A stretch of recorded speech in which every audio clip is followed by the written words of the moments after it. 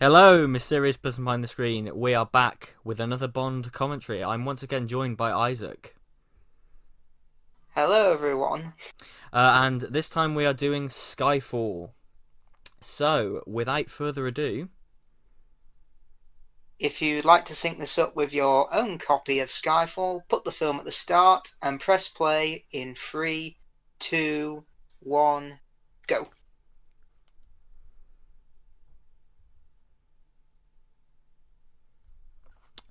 no gun barrel. Now, yeah, this is the one film that should have had a gun barrel, but didn't. Yeah. Well, we get one at the end, but Yeah. I wish it would have had one. I know that there are various reasons which Sam Mendes has said before, but it's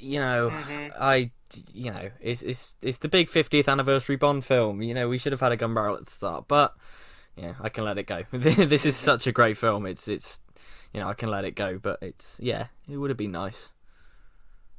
yeah, this is definitely in my top 5 Bonds. Yeah, me too. Me too. I think it's just a fantastic film. And like immediately, I mean, I'm glad they bounced back after Quantum of Solace, and it was about 4 years, which is quite a gap for a Bond film.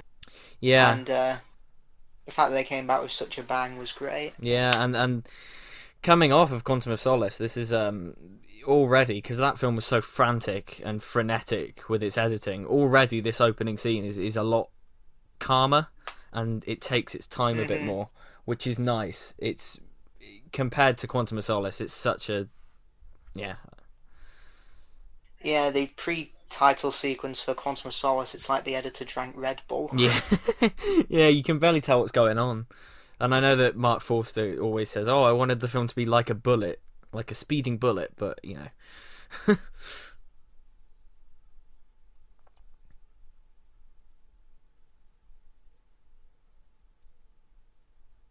and yeah, this was the first film I saw in the cinema. The first James Bond film I saw in the cinema. It's the first one that I was sort of a Bond fan for the hype and everything. So hmm yeah, got lots of kind Yeah, of mine will be my first film will be No Time to Die, ah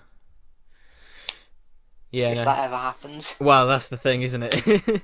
Hopefully it'll happen. hmm I'm excited for that now. Yeah. But yeah, no, I've got a lot of nostalgia for like the hype for this and everything, and all the promotional material, and because it was the 50th anniversary, Bond was back in the public eye again, and it was a very exciting time. Yeah, because the Adele song was released at 007, wasn't it? Yeah, it was.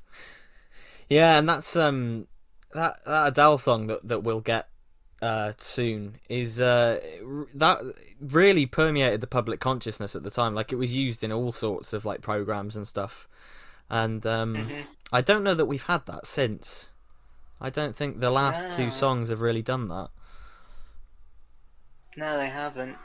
Also, didn't the Queen attend this premiere of Skyfall? I think so. I could Yeah. be wrong. Yeah. I mean, because this is the thing, because in the same year as this came out, Daniel Craig played James Bond in that Happy and Glorious short for the Olympics when they had that stunt Oh of yeah, he like did. yeah. So this was like a big, and it was to tie in with that as well, and it was just such a the hype was huge for this. hmm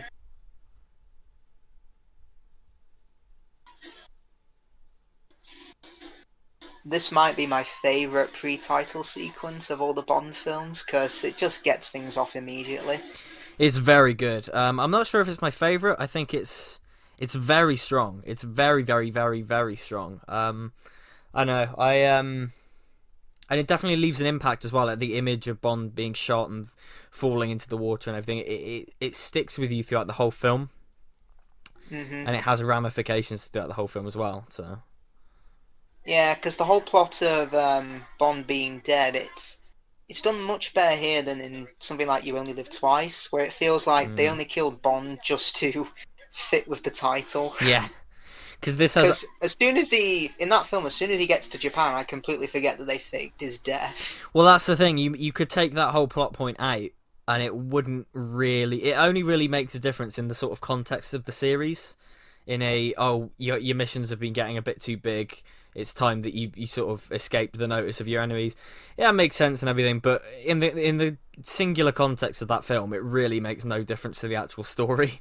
Whereas this, Exactly, yeah. yeah, this immediately sets up the theme of old dog, new tricks and everything, and yeah, and obviously Also, we get a Yeah, go on. we get a car motorbike and train chase. Yeah, we do. It has That's pretty rare to have all three. all three in one go in the space of like 5 minutes as well. Yeah, it's So I think this is the second longest pre-title sequence, and I think the longest is still "The World Is Not Enough." Yeah, that sounds about right. Yeah, because The World Is Not Enough was meant to be two separate sequences that they combined to make the pre-title sequence. Yeah. So yeah. It's just, I think having a guy be poisoned isn't exactly Yeah. doesn't exactly get people excited. Yeah.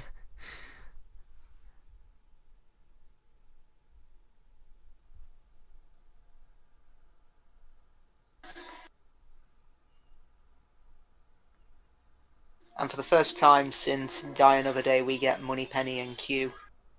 Yeah, and that's the thing that I kind of forget sometimes, that we didn't really know this was Moneypenny at the time. They kept it a secret. Yeah, that's true. They kept it a big secret. It was just like this Eve character, and everyone was like, "Oh, Eve, that's Eve," and you were sort of like, "Oh, who's Eve?" And then at the end, she reveals that she's Moneypenny, and it's like, "Oh, brilliant!" That's a lot of this reminds me of The Day of the Doctor in many ways. A lot, yeah. Because it's just it's full of sort of references to the past and a celebration of the future as well. It's just, yeah.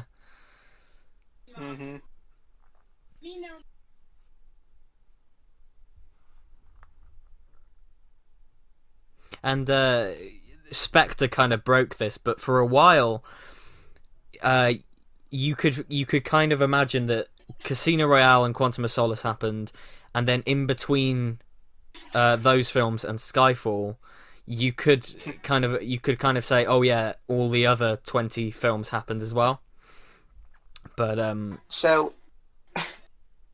M went from being Judi Dench to Bernard Lee, Robert Brown, and then Judi Dench and then Judi Dench again. That was a theory for a long time. And you can kind of say, oh, he had lots of missions and stuff. Spectre kind of broke that thing because it confirmed that like Blofeld is a completely different thing in this universe and everything. But yeah. Yeah, I don't think the Bond films really need a big established continuity. No, not at all.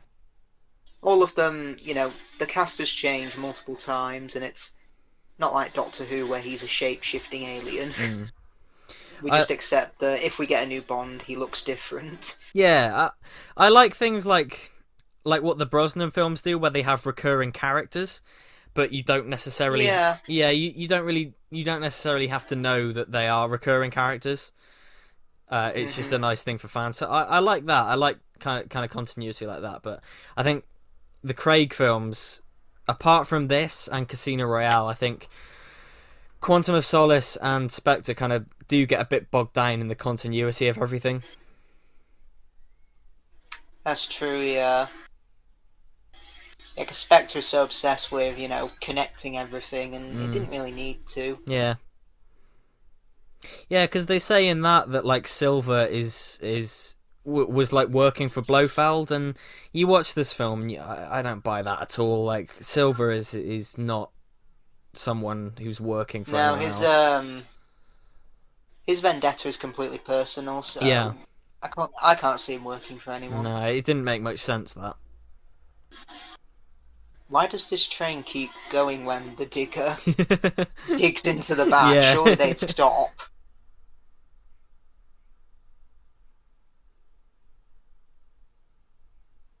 I like that this film is definitely not afraid to bring in hints of the Bond theme, and Whereas the first two, Definitely, yeah. yeah, whereas the first two Craig films shied away from it. Whereas I like that Hmm. this just goes, yeah, that we're a Bond film. Yeah, because in Casino Royale, we don't hear it until he says the name's Bond, James Bond. Mm. And that worked perfectly for that film. But Hmm. yeah, I think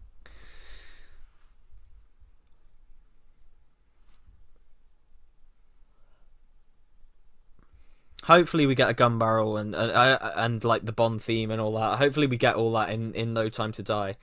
I know Spectre had Yeah, it I as hope well. so. Hmm. But Spectre, when Spectre had the gun barrel and everything, it was doing it just because the fans didn't like it not being in this. Like Yeah, it almost felt reluctant from Sam Mendes. like if we have to, we'll put it at the Yeah, start.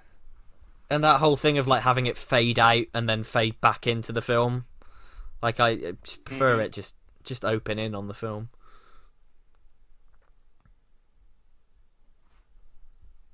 The second greatest train fight in cinematic history. The first, of course, being the wrong trousers. Yeah.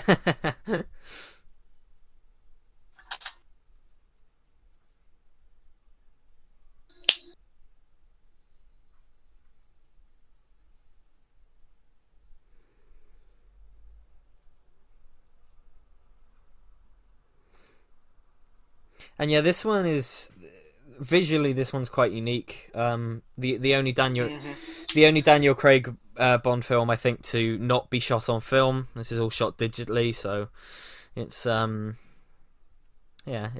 I mean, I wouldn't have known the difference, but when you compare it to Spectre, it very much looks like a film of the 60s. Yeah, exactly. Spectre's Basically made with today's technology. yeah. Spectre's definitely got a light layer of film grain on it and everything. This is very kind of clean, Hmm. which I don't know, I quite like.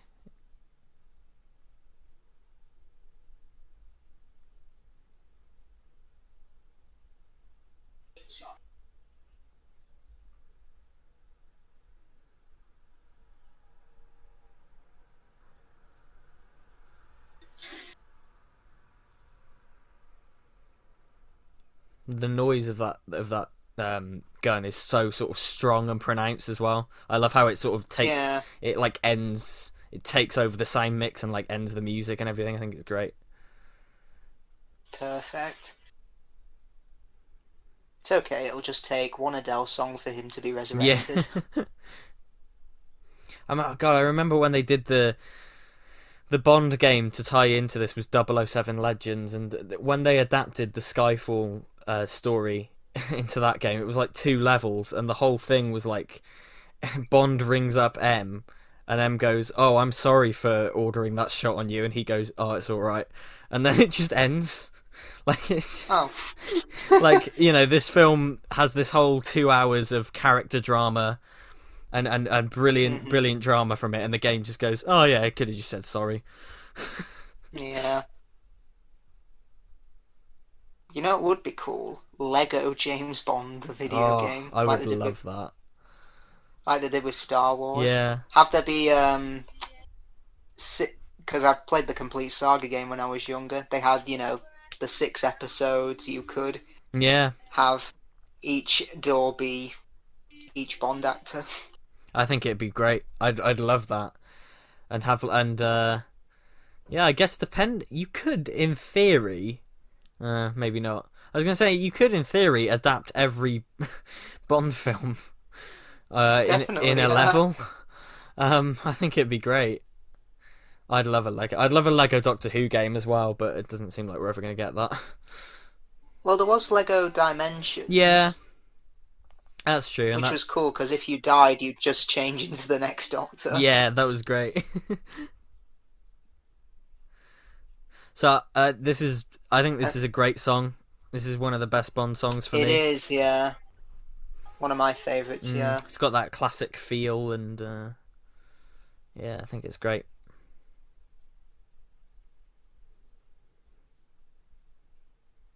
And Plus, I love the colours in it as well. yeah, I was gonna say that the contrast, like it's got quite a high contrast, and it stands out, and the bright blue and the red and everything. I think it's a great title sequence. Mm-hmm. I remember a while ago someone pointed out to me that the entire sequence is just forward camera movements all the time, and I kind of can't unsee that. It is, yeah. But I don't know. I think it works, and I just love that the Bond series is still so willing to do title sequences. It's Oh yeah. yeah, it's something modern films just are lacking, and I mean, the only and this is just from memory. The only other modern film I can think that has title sequences was probably Sam Raimi's Spider-Man trilogy. yeah, And even then, it ended in 2007. yeah, But exactly. they were committed to having big titles and the main theme and recapping what happened in the previous films. Yeah, exactly, and I love that, and it's such a shame to me when I see, because a lot of films put their title sequences at the end now, and True, yeah. I always stay for them, but people leaving the cinema as it's happening. I'm just like, it's a shame. hmm Well, if it's a Marvel film, you kind of have to stay. Well, exactly, yeah.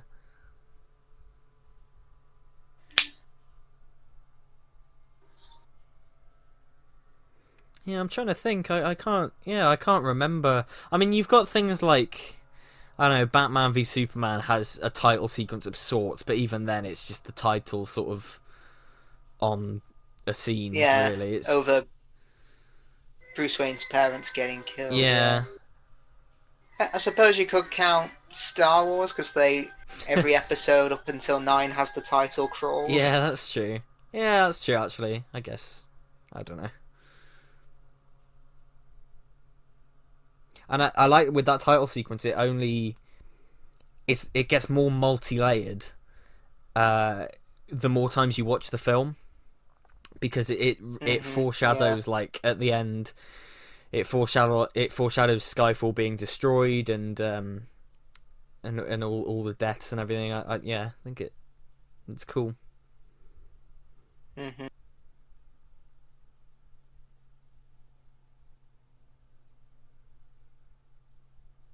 I like how they maintain his naval rank, Commander Bond. Yeah, and we still don't see It would him. be cool. Yeah, it would be Yeah. cool to see him in his naval uniform. Yeah. So one thing I really love about this film is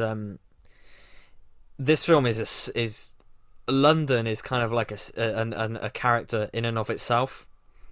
Like, it's such a sort of celebration of London as of the city and everything. It's I think it's the location work in London's fantastic in this. Yeah, it must have been a nightmare for the crew trying to hold off all the Oh, God, traffic yeah. because it's yeah. But of course, here we have Ray Fiennes as Mallory, and I think he's great in this role. Yeah, I think he is a good Yeah, I think and I like that he has a history to him as well. Like, he's clearly got like, some kind of military history, and yeah, Mhm. I really like him as this character, and the fact that he goes on to BM and everything. I think it works really well. Mhm.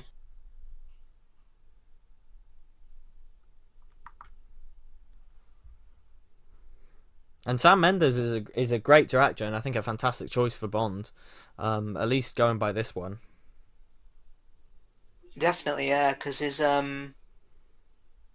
background's mainly in theatre and definitely at the National Theatre, which yeah, I've seen the auditorium and it's massive, and Mm. that's what he's really good at. He's great at scale, Scale, yeah, exactly. It's and you look at that. particularly with this Spectre 1917. I was They're going to say, just yeah, enormous to look at. yeah.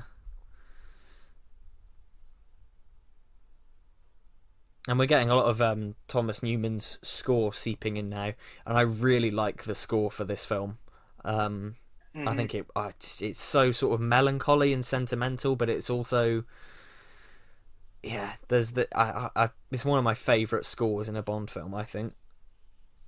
Yeah, his version of the Bond theme is Mm. great because, like David Arnold, he keeps true to it, but also makes his own version of it. For sure, for sure. Yeah, absolutely. Yeah, I think it's great. It's a shame that for Spectre, a lot of the music for that was just copy paste Yeah. from this, but like just taken in this film, I think it's just a great score. Yeah.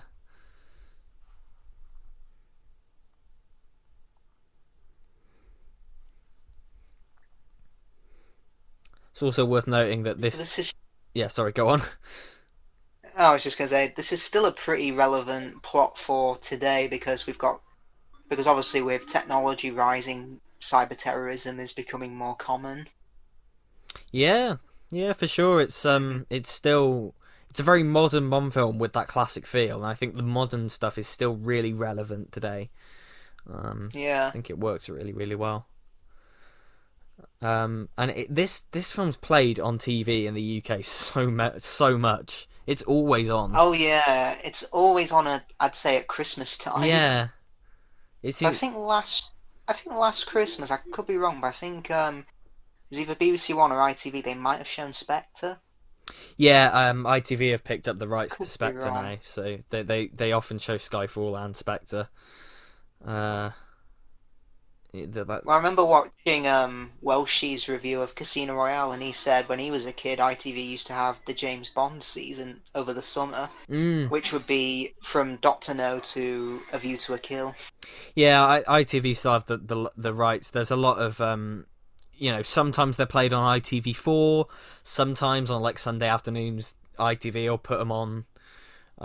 Hmm. It's yeah, they're always on.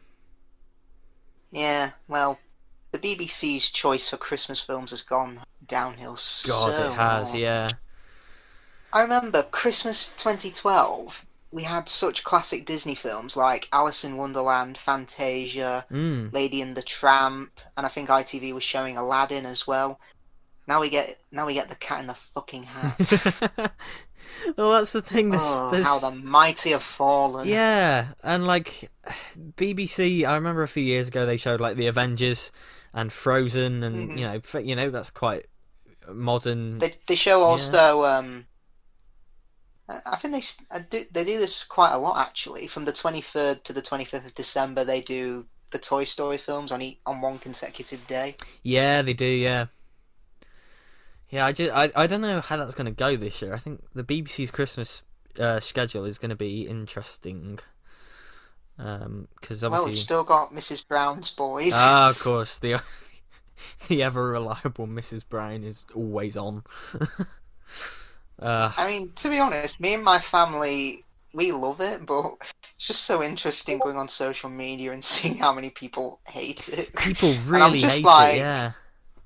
I'm just like that kid who puts his hand up saying, I like it. It's a guilty pleasure for me. I think I don't hate it. I don't love it, but I do enjoy watching it.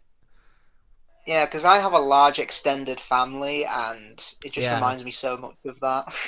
Yeah, for sure. My family enjoy watching it. I think, yeah, it's just a bit of fun, isn't it? People really hate it Yeah. though. Like people just, yeah, it's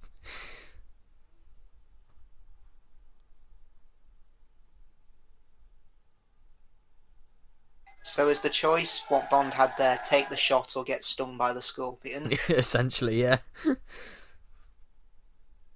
And I love this for Bond, even though he's alive, he doesn't instantly come back to London and be like ready for service. He almost wants to just throw his life away at this point. yeah. Just wants to sort of be forgotten just in the middle of nowhere.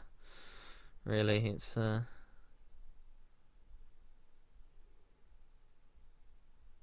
now there are a few different versions of this scene depending on the country you watch it in. Um, because the news report is different in different countries, I think. Ah, Hmm. Like I'm fairly sure that when I saw this in the cinema, I'm fairly sure that this was BBC News. Um, instead of Oh, CNN, okay. and I think they just used the American version for the Blu-ray and everything. But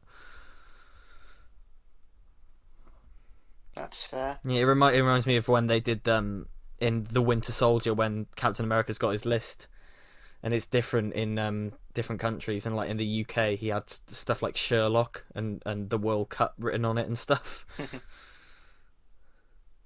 Yeah, he also had Star Wars written on it, and I thought, that's going to be interesting when he gets to the prequels. Yeah, yeah. So that image of all the dead agents there, that's such an iconic image, I think, of the Bond series. It's a Plus, really also the Union flags on the coffins. Isn't that a reference to "You Only Live Twice"? Because isn't he wrapped up in I think so, yeah. a coffin with a Union flag on it? But already this is heavily focused on Judi Dench's M, and that is not a bad thing for my money. I Yeah, think this is her film, and I think yeah, she is the Bond.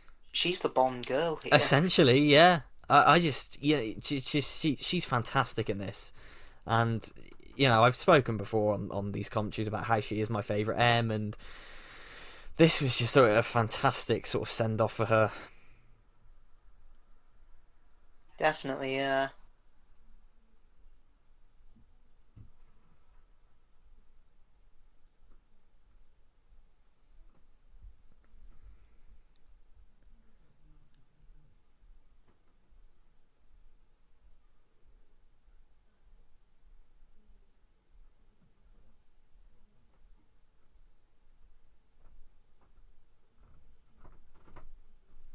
And this like Casino Royale, this film excels at character drama. It does, It's yeah. really just this is for me when the modern Bond films are at their best. It's just the character drama that's mined from it and everything, and yeah. Yeah, because Bonsai is more human, and for quite a lot of films, he's sometimes just Superman who can't fly because Yeah. he gets into so many fights and can walk off Yeah. by adjusting his tie, and that's it. There's this, yeah, and I think a lot of classic Bond fans do sort of, they sometimes say, well, I prefer it when it's more just straight up action films and stuff, and a lot of people don't like the Craig era, but when it's good, I think it's really good. The modern Bond films.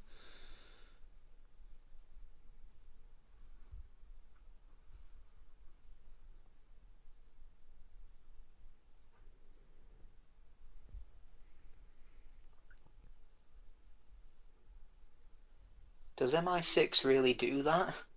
If an agent dies in the field and there's no next of kin, they just sell off the flat and take all their things. I'm not sure. I mean, I don't know. I mean, this is the thing, isn't it? It's like the James Bond films have really coloured people's perspective of what MI6 actually is and what they do. Yeah. Well, this whole opening just reminds me of I think Lisa and Marge on The Simpsons are watching a drama, and this guy comes in and a woman says, "Mr. McGrath, I thought you were dead," and he just goes, "I was." I This was. is literally it.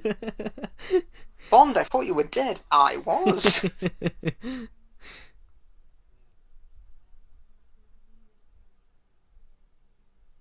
Also, This is Rory Kinnear, isn't it? yeah, Tanner. I was just about to say, yeah, I Rory Kinnear as Tanner. I like the expanded role he gets in this, because he's great. Rory Kinnear is great. He still doesn't get his name on the posters. It's always, every time It's a shame. every time I see the posters with the credits and everything, it's poor Rory Kinnear. He never gets his name on the posters, even though he's one of the MI6 regulars and everything. And Yeah, because his dad was Roy Kinnear, who played Mr. Salt in Willy Wonka and the Chocolate Factory. really, I didn't know that. Oh, Yeah, cool. and it's quite tragic how his his dad died because he was filming The Return of the Musketeers in 1989, and he had to ride a horse despite having no training. He fell off, broke his pelvis, and Oh God. a few days later he died of a heart attack. Bloody hell. That And sounds. Oh God. yeah, and there was no compensation for his family or anything, I think. Jesus. Yeah, and I think it even led to one So of the tragic. actors, one of the actor who played Aramis, I can't remember his name, he ended up walking out, and Oh it's God. quite awkward in the film because the Musketeers get into an argument, Aramis disappears, and then he doesn't come Oh, back, I she think, just until the leaves. finale. I have to go now. My planet needs me. Awkwardly slides out of the frame.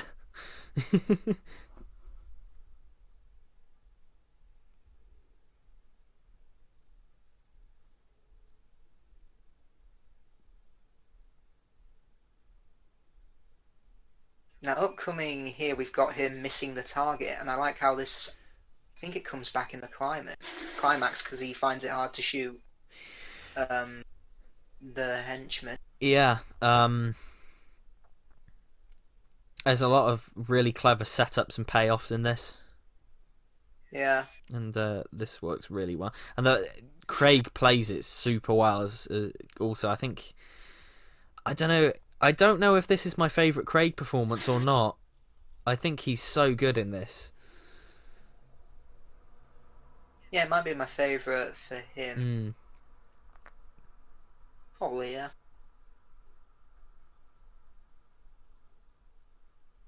And also, it's the first time in the Craig era we see a Q branch. Yeah, and I think it's a real when we get introduced to Q and Q branch and everything, it's a real sort of punch the air moment. It's like yes, so Yeah, yeah, and he makes the reference. What did you expect? A pen that you touch and explode? yeah. I've seen this doctor guy in something else. I'm sure I recognise him.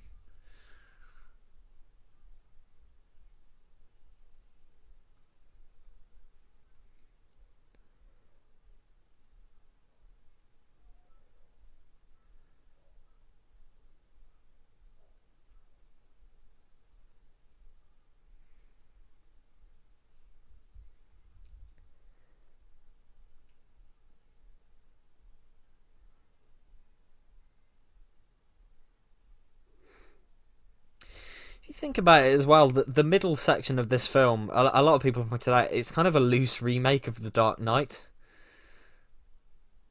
A little bit, Yeah, yeah. because when the villain gets captured, but it turns out he wants to be captured, and it's all part of his master plan to escape. And there's a lot of rushing across Mhm. the city to get somewhere, and no, it doesn't bother me at all because The Dark Knight is awesome. But Yeah.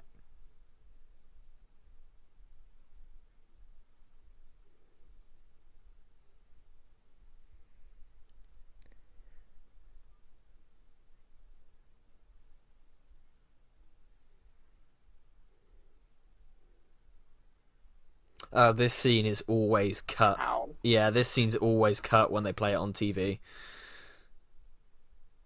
Doesn't surprise me. Yeah, I think the last time I saw it cut from him opening the knife to the bullets in his hand, which was actually a fairly. Ah. It was actually quite a smooth edit, to be fair. For her, For her eyes only. for her eyes only. Yeah, I forgot about that. Yeah, that's And cool. apparently actor Duncan Casey is in this. Yes, I was going to mention Duncan Casey. I've never been able to spot him, but yeah, apparently he is in this somewhere. Yeah, I mean, I chatted to him earlier this year. He gave me advice on my show reel, Oh, really? and he was really nice about it. Yeah, he Oh, said, "I cool. hope we work together in the future." Oh, cool. Yeah, I'm a big fan of him and Richard and Valverde and everything. Yeah, it's a shame they split up from Oliver Harper. It is a shame, yeah. Yeah, it's I wonder what happened there, But but I still enjoy both channels. Yeah, same here. I think I've seen a lot of people who have sort of sounds so stupid, but it like picked a side to go to, whereas I still like both really. I Yeah. still watch both channels.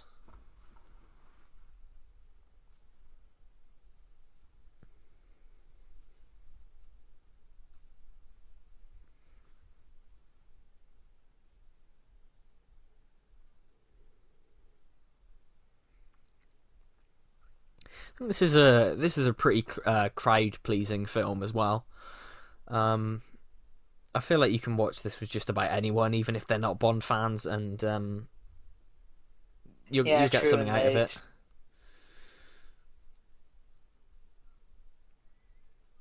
Because I've watched this with like family members and all sorts of people who aren't Bond fans, and they always enjoy it. Because it's a great film. It's just a really great film, and yeah, I think it is, yeah. it's so crowd pleasing, and yeah.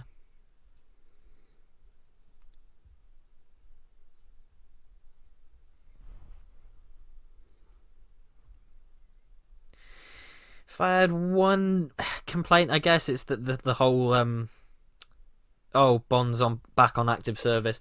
All that kind of comes a little bit too quickly for me. Because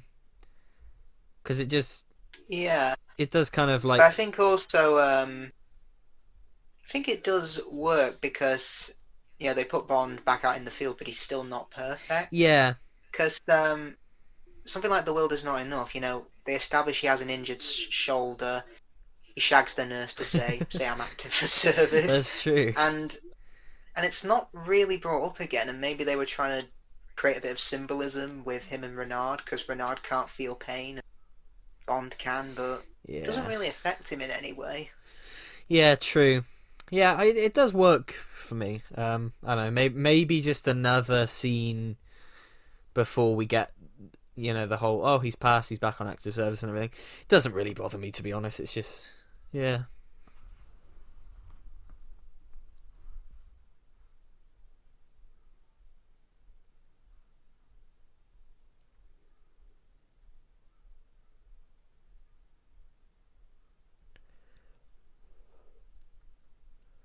And the film actually, although it does take its time in a lot of areas, it does move quicker than I kind of remembered it. Actually, um,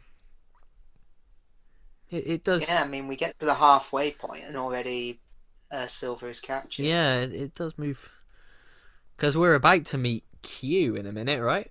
If I'm right, we're about to meet Q any minute now. I think so, yeah. Yeah,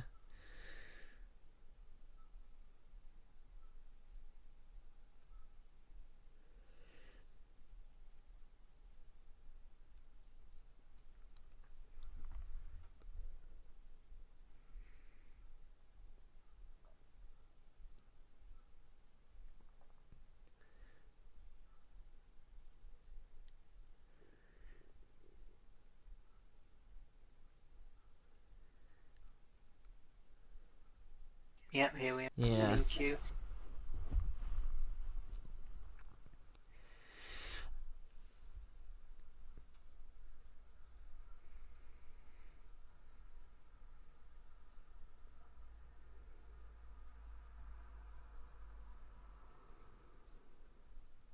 Wasn't there a bit of an uproar about, well, not an uproar, just a bit of a about Q being younger than Bond and arguably a lot more attractive? Yeah, there was some like diehard fans of the original films were like, "Oh, he's too young to be Q. Q should be old and an old, slightly older gentleman and everything." But I can see a lot of Desmond Llewellyn's performance in Ben Whishaw. Definitely, I yeah. think he's fantastic in the role, and I like the contrast of how I like him being young.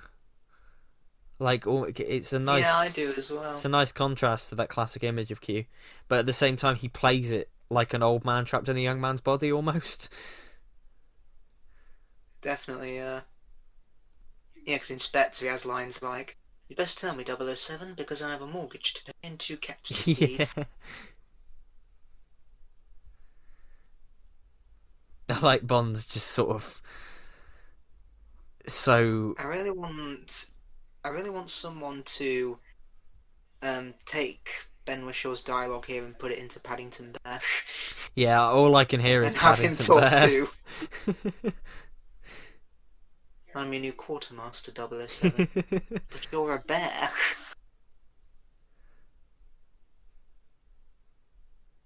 I have a marmalade sandwich.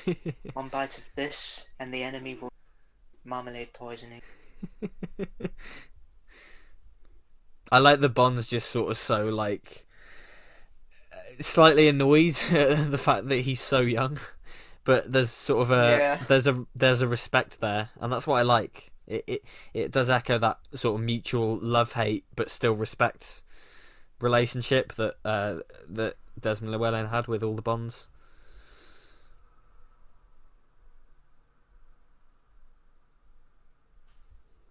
I think that's it's nice to have a gadget in here as well. A gun that only works for Bond. Yeah. And it's a return to the classic gun, because spoke about in the Tomorrow Never Dies commentary about how that he changed his gun in that, and that became the standard. But this is the same gun that the classic Bonds used. So again, it's sort of return to the past and everything. Definitely. Yeah, here's the exploding pen reference. There it is.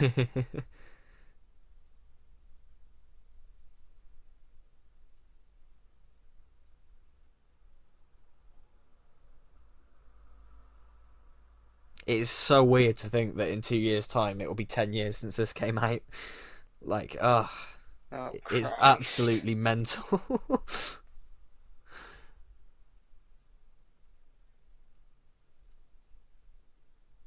Yeah, not just London. Like the location filming in general in this is just fantastic. Like Shanghai looks great. It does, yeah, but China's not exactly a nice country. Yeah.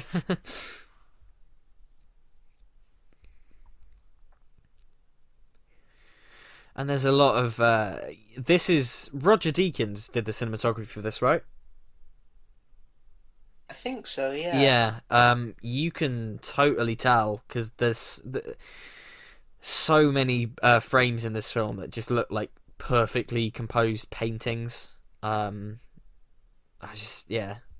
Looks absolutely gorgeous. Someone coming out of water in a swimsuit. Is that a reference to Honey Rider and Doctor No? Probably. Because they blatantly do that with Jinx in Die Another Day. Yeah, that's true. Daniel Craig looks really funny in this hat. I don't. It's such an odd little detail, but oh god, it just looks really weird. Looks like it's too big for him. Yeah, it just looks really. It looks like a child has put on like a grown-up's hat. I don't know. It's just a stupid little detail, but I notice it every time. Never fails to make me laugh. I'm a spy today, Mom.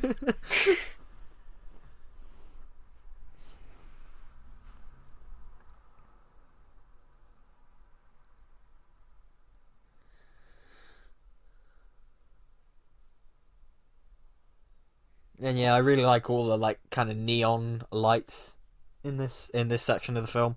Really sort of eye-catching. Joel Schumacher took over.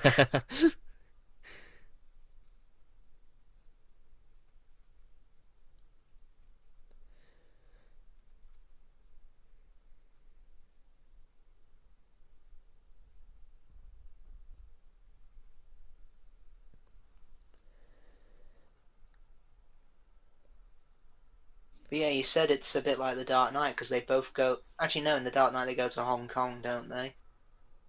Yeah, that's true. It's true though. Like there's a excursion about 40 minutes into the film and everything, or it's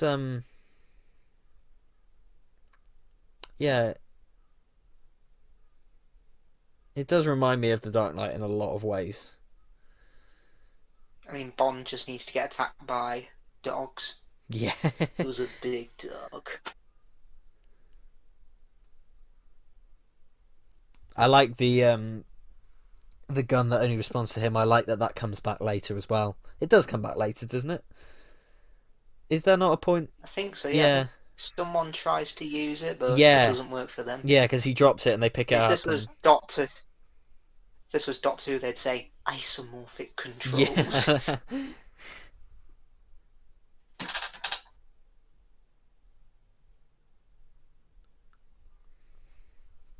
Because we're about to see in a bit where he takes a sniper's position.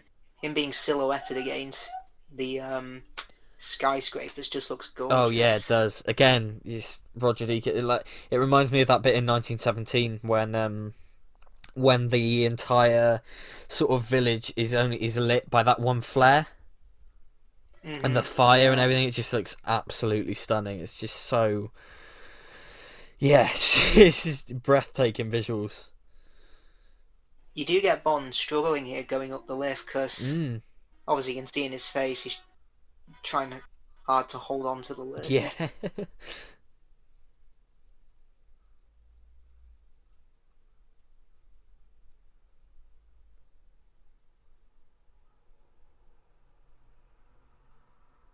Yeah, like I said, the adaptation of Skyfall in the 007 Legends game was it was that opening pre-title sequence, and you're on a bike and you were chasing Patrice, and then it was this bit, and it was just so like you just had to shoot Patrice through the window, and that was it. And it was just it's like 2 levels long, and obviously the game had other levels based on the other films. It was just such a sort of slap in the face.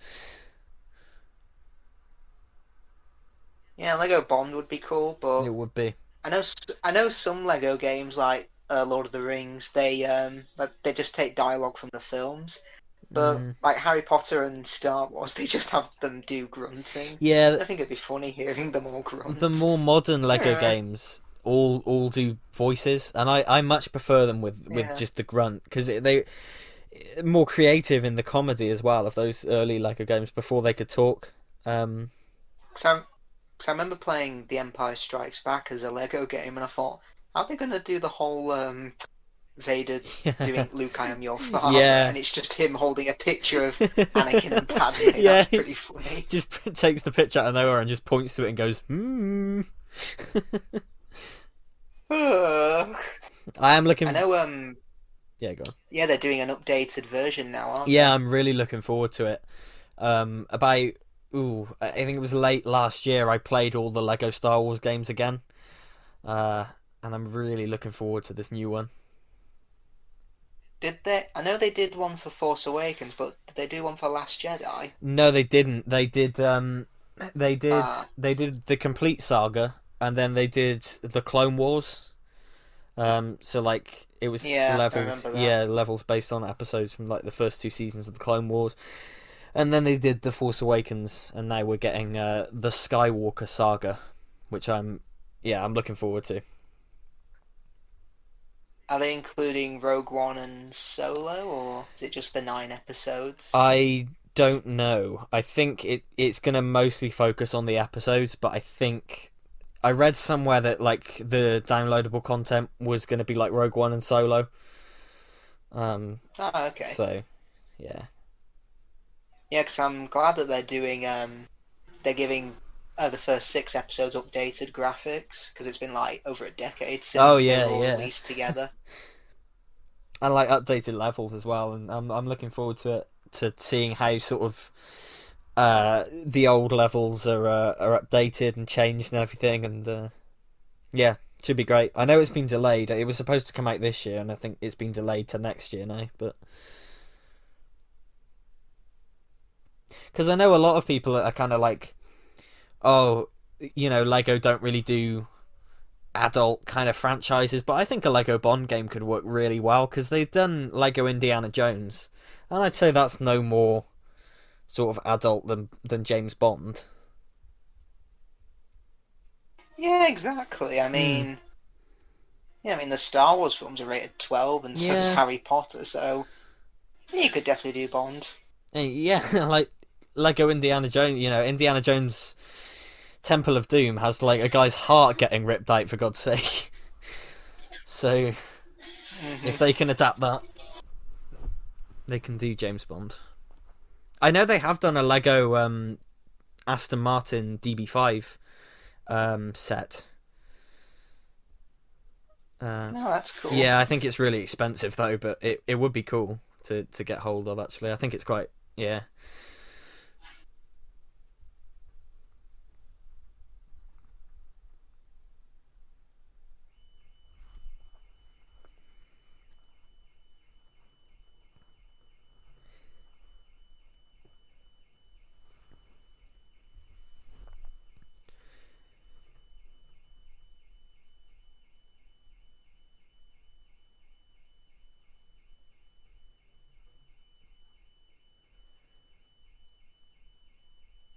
Doesn't he end up bonking her? Yeah, he does. Yeah, because he meets her in the casino later. Oh yeah, yeah, because there's that shower scene. Yeah, I was going to say, is this the one with the shower scene? I wonder if that's a reference to Casino Royale, because obviously Bond finds Vesper in the shower. Oh yeah, that's true. Actually, yeah. Yeah, just these shots with the Yeah, that sign. film's quite. Yeah, that film's quite interesting because, we've made jokes about. Ain't it weird how after Bond and the girl, defeat a henchman temporarily, they start bonking, but with Casino Royale, after they have a fight, they don't. It's Yeah, they both feel scarred by yeah, it. it shakes them both up, and like she just goes and sits in the shower and cries. It's really it's really well done. I love Casino Royale as well. I can never decide if I prefer this or Casino Royale. I always go for Casino Royale, me. Yeah, I'm always undecided. I love both kind of equally.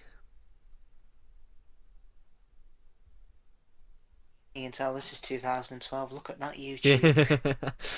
Oh, I miss old YouTube. That is a throwback.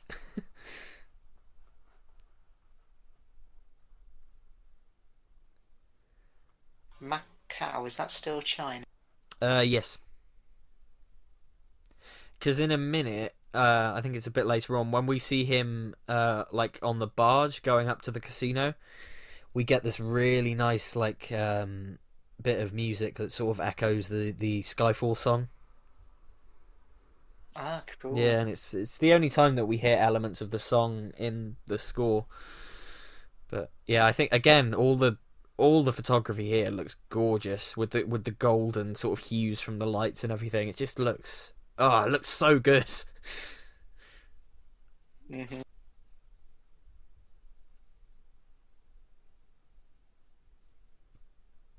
I like how Moneypenny is actively part of the field. Yeah, yeah, and I really like her as Moneypenny. I'm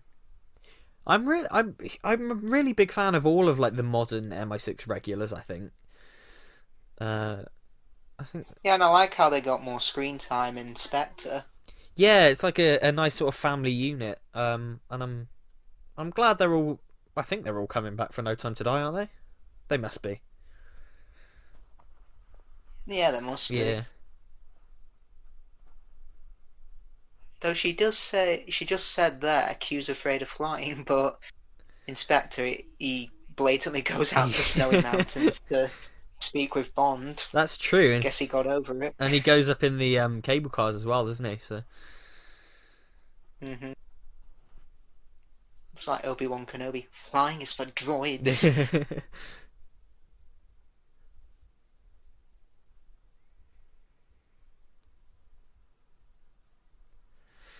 I I like that this kind of sets up the sexual tension between the two. The sort of classic hmm sexual tension between Bond and Moneypenny that we're familiar with from the older films. This scene kind of sets all that up, really. Yeah.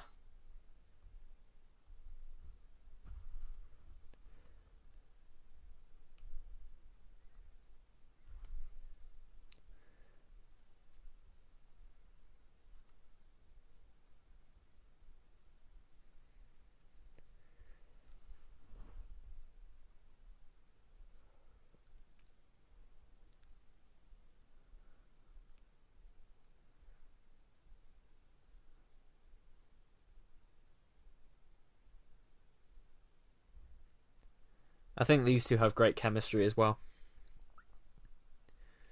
They do, yeah. Hmm.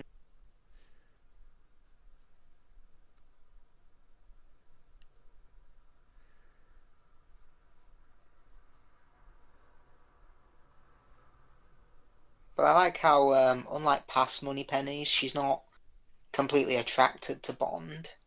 Yeah, true. They're more on this. Yeah, Yeah, I dig it. I really like her as Moneypenny. Yeah, yeah. Here's that scene I was talking about.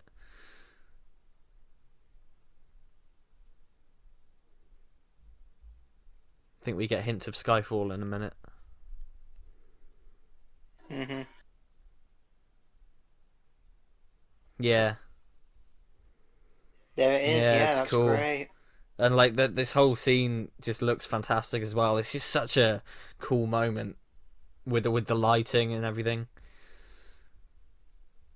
Yeah, because the dragon was in the opening titles, and now it finally appears. So That's right. Yeah, yeah, the titles did foreshadow a lot for this film that's because yeah. you've got like a red skull, which I think is what Silver is sending to M, Mhm. and you've got like Bond miss. You've got a target with a bullet not on the body, which, as we see, Bond misses during his training. Yeah, and Judi Dench's credit in the title sequences comes over a grave, which Ah, is yeah.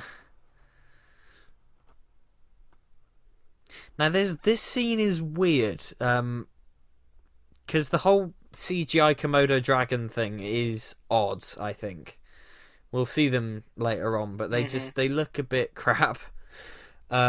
And apparently, I don't know if you've heard this. Apparently, during that fight later on, Daniel Craig was wearing gloves, and they had to CGI out the gloves. And apparently, you can see it. Oh, Yeah, apparently you can see like his I hands are did not really. know that. Yeah, I don't know why he insisted on wearing gloves.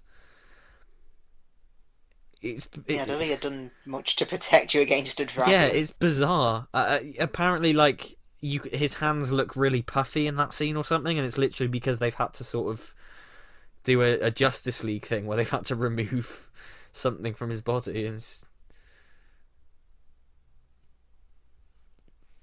is her name Severine? That's her name, isn't it? Severine. I think so, Yeah, yeah. because initially you kind of think, oh, maybe she's the Bond girl for this film, but then obviously later on she gets killed, and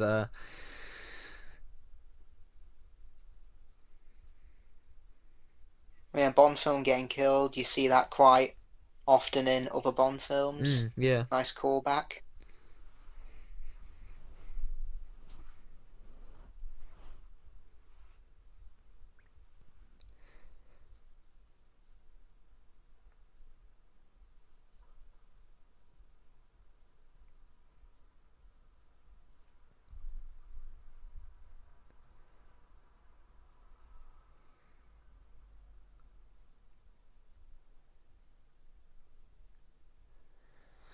Something I always notice about this scene as well is her cigarette. She really needs an ashtray because she lets it burn down so much. By the end of the scene, it's just hmm got this massive sort of.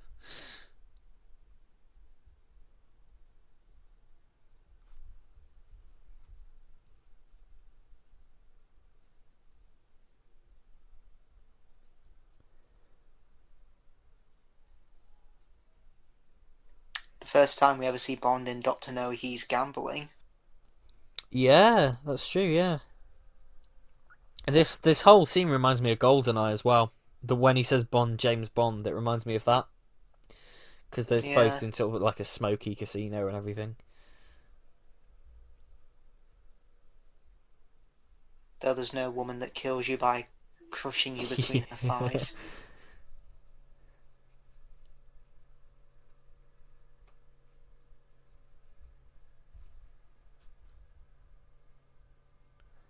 Yeah, look at her cigarette. It's so sort of. Oh yeah, each gun drew.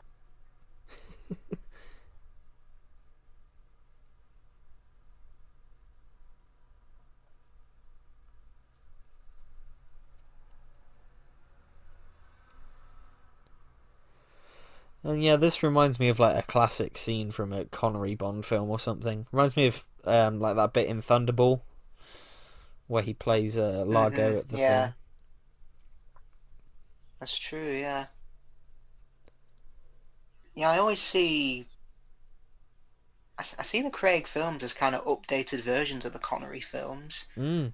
They take themselves pretty seriously, but they also have a bit of tongue in cheek about them. Me too. Me too. Yeah, I see that. Especially this. And they don't go too dark like Dalton or too overboard into silliness like with Roger Moore. Yes, yeah, for sure. I think this one is kind of the best example of that. I think because it's got all the regulars there and scenes like this. Yeah, just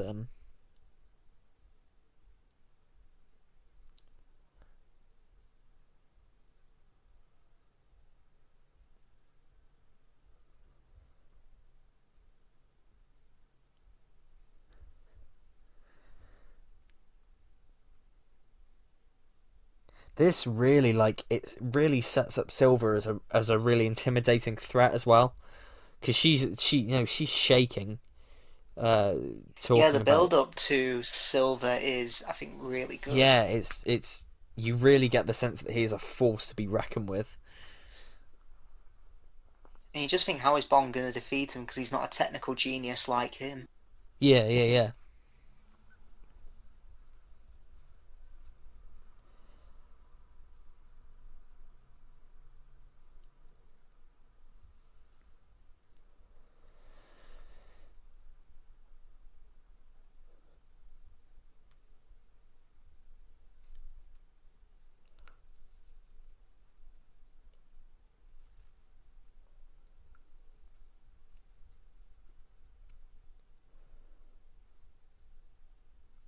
She plays this really well as well. I can't remember the name of the actress, but she's really good in this. She's not in it that much, but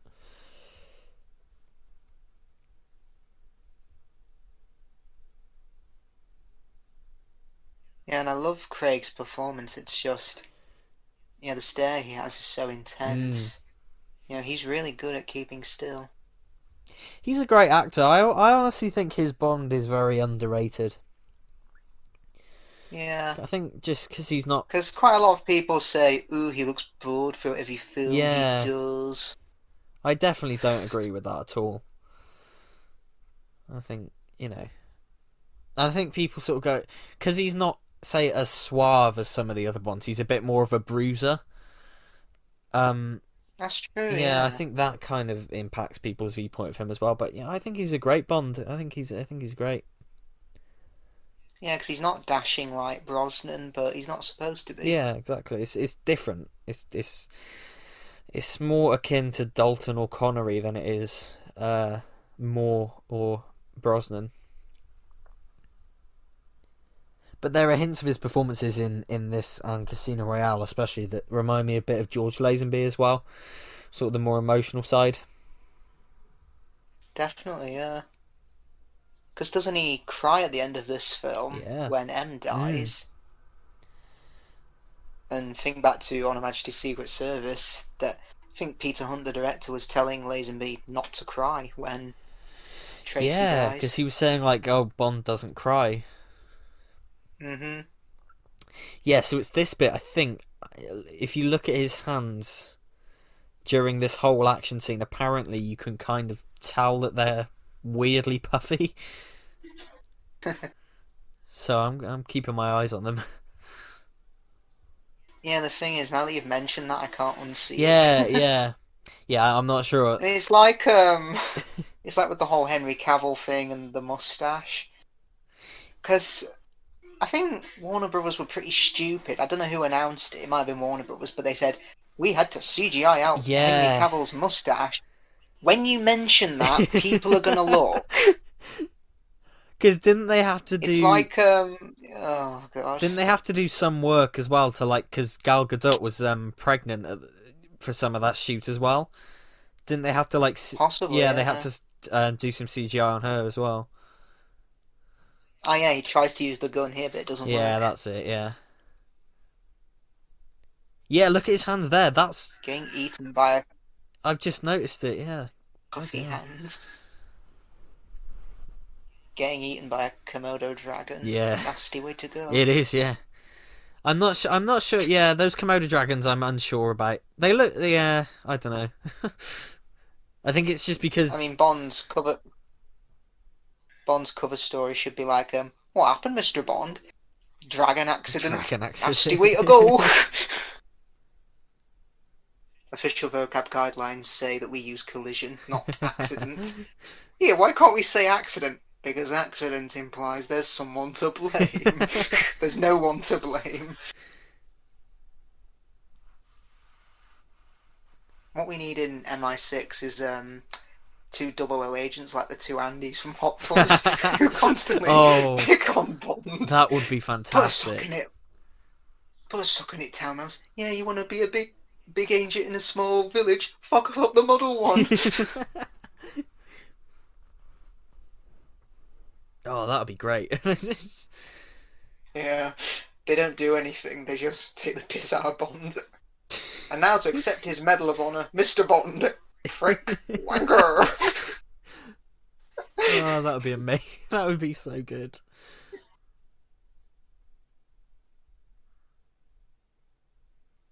Oh yeah, here's the shower scene. Yeah. Surprised they don't cut this out on TV. I suppose you don't see anything. Yeah, I guess it's not really. I'd say the scene earlier when he was with the woman in Turkey was more revealing than this, I think.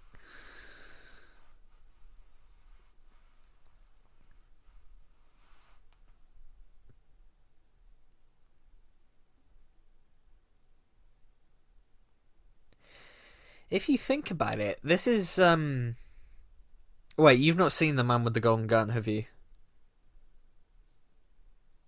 No, I've only seen a few clips of it. Because I'm going to say, because there's a character in that who's kind of like the kept woman, and she's a really tragic character. And the film never does anything with her. And that character there, Severine, is kind of a better version of that character. In that she's absolutely terrified and a really tragic individual. Mm-hmm. And also with Silver as a villain, he's seen as kind of Bond's dark equal, a bit like Alec Trevelyan and Scaramanga. Yeah, for sure.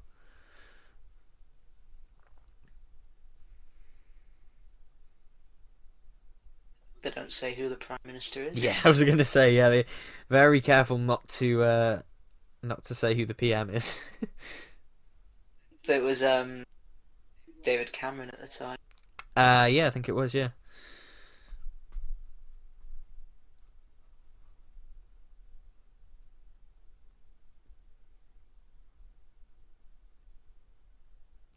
I know it's always it's always a bit weird when I see BBC News and ITV News and stuff like that in films.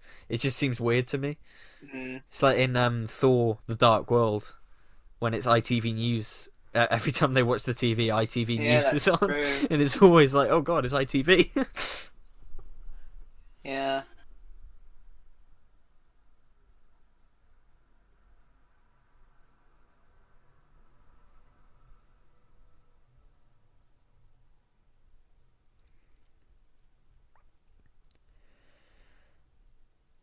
And like any typical Bond film, the villain has a huge lair somewhere.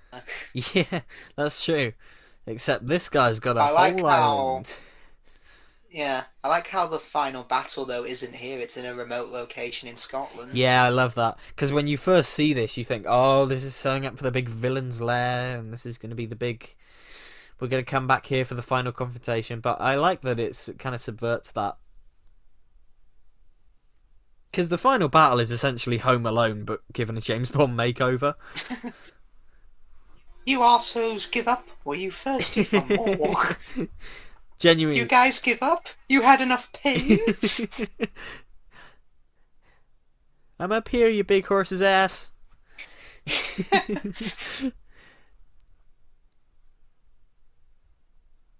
Silver, I've reached the top.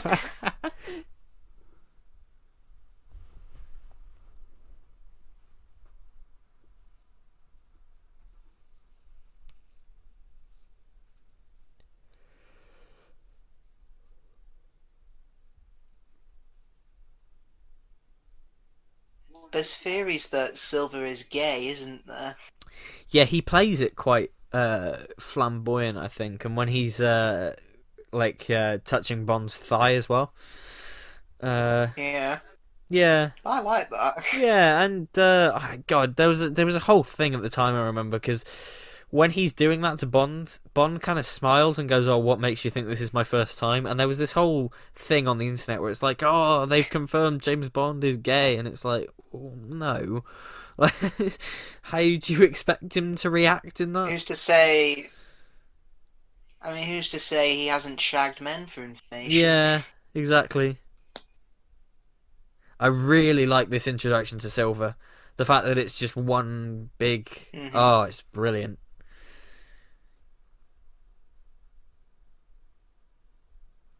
Yes, this one long take of him walking down. Yeah, I think so. It's one long thing. I think it works really well. It works really really well. Yeah.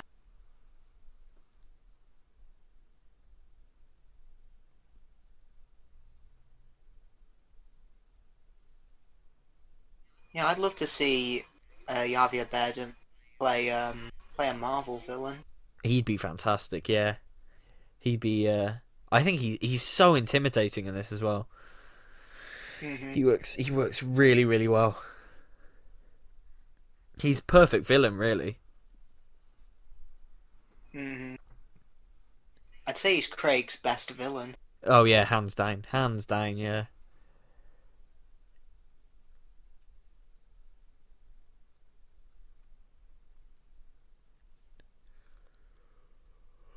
And like any classic Bond villain, he has a deformity. Yeah, that's really horrific when we eventually see that. That's really yeah. Yes, he's an embodiment of a lot of past Bond villains while also being his own thing. Yeah, for sure. I would say this is his more class. This is Craig's most classic Bond villain. I know a lot of people would say Blofeld is and Spectre, but I Hmm. think this is.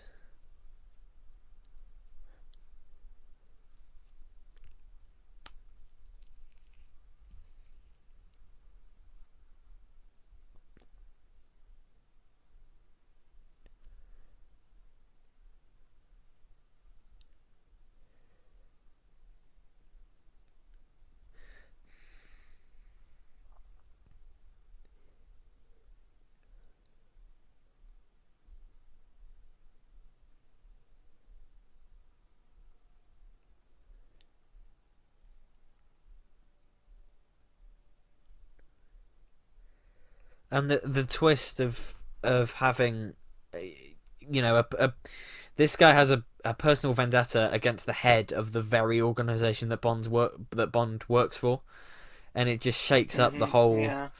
because it echoes that kind of Alec Trevelyan thing of like him having a personal vendetta against Bond and everything, and this is just yeah, it strikes quite hard, I think. For England, James. I'm trying to hide my northern accent. And I like that he uncovers the revelation that M was lying to him, and he didn't actually pass and everything. And it's a very there's that whole thing of like, do Hmm. we trust M and everything, and Is MI6 really the good guys here? yeah,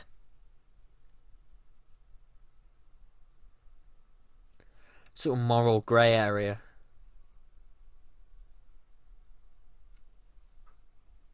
Here's the gay moment Yeah, he here. sort of starts undressing him and everything.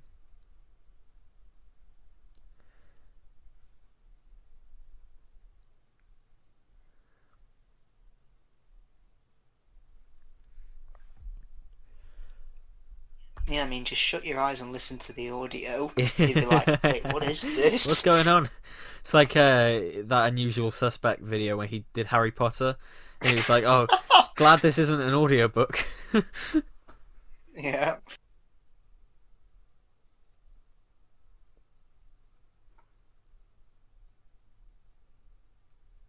I think one of my favourite jokes of his is in his Home Alone 2 review when the French guy speaks to Kevin and he adds the subtitles. uh,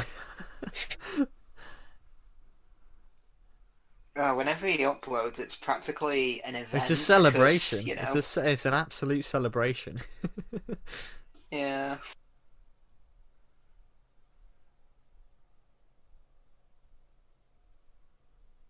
Yeah, there's the line. Yeah.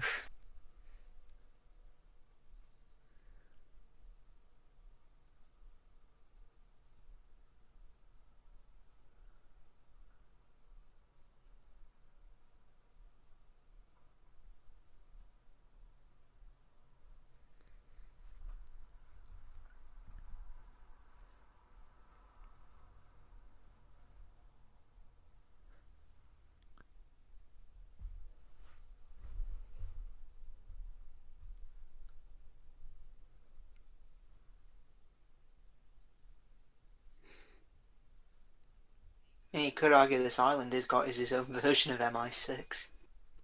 Yeah, that's very true. And he's got like a bunch of men working for him and stuff, and yeah.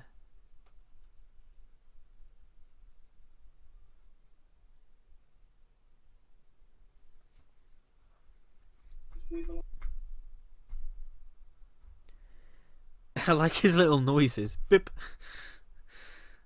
Easy.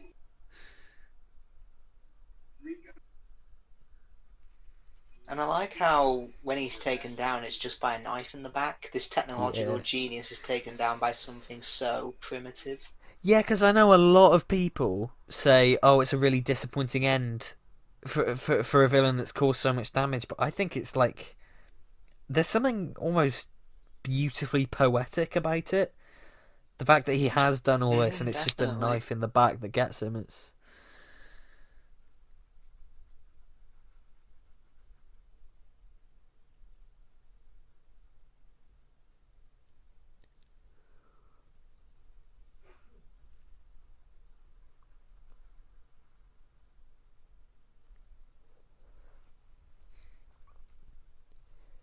and I like this whole sort of like it's a ghost town and everything, and there's relics of the past again. It again brings up that theme of sort of relics of the past and the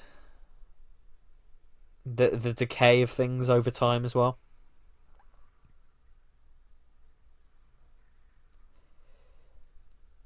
And yeah, I like how Severine's death is so quick as well. Like it's just Yeah. really like it's almost a jolt to the system. She just gets shot in the head. It's like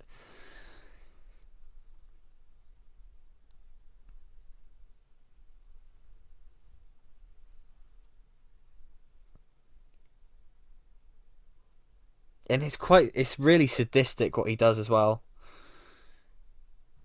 Mm-hmm.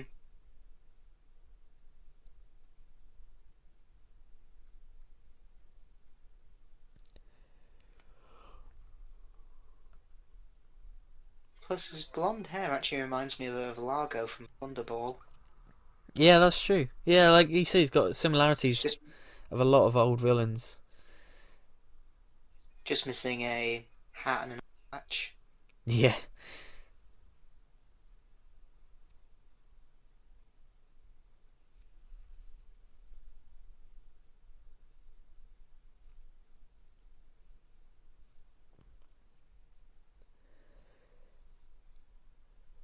I like how Craig plays this as well. Like he's not really giving anything away in his face, but Mm-hmm. you kind of get the sense that he's sort of eyeing up everyone in the room as well.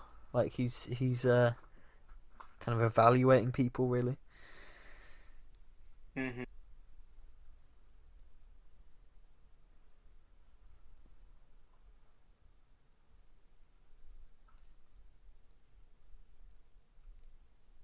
And I really like how the music drowns out there as well.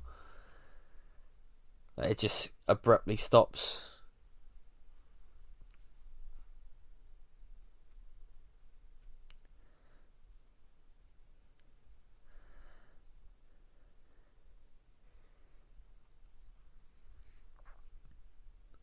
Plus, I like how he has him use an older gun, one that he's not used to.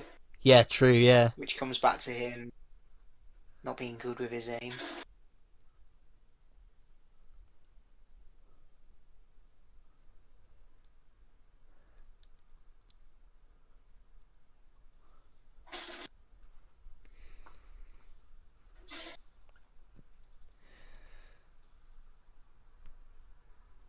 That's such a cool little action bit.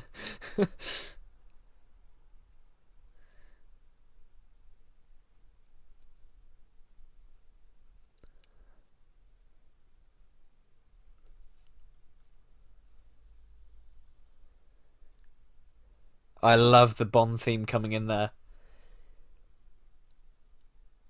That's great. such a cool moment.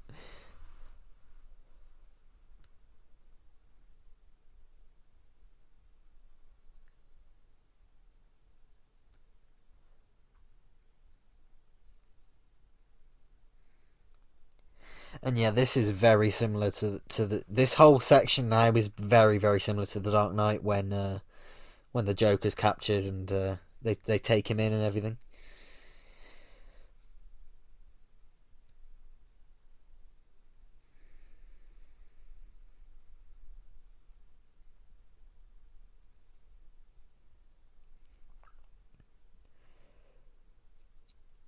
Judi Dench was on David Tennant's podcast recently. I don't know if you. Oh, cool. Yeah, she seems to speak. She only spoke about James Bond very briefly, but she seems to speak really fondly about it. All the films, really. She said she really enjoyed doing them. Oh, that's good. Yeah, she was a perfect addition to the Bond franchise. Absolutely, yeah. And I think she plays this scene really, really, really well. I think she just... Yeah, she maintains her authority, but you can tell that she's worried about the fact that this guy has turned up again.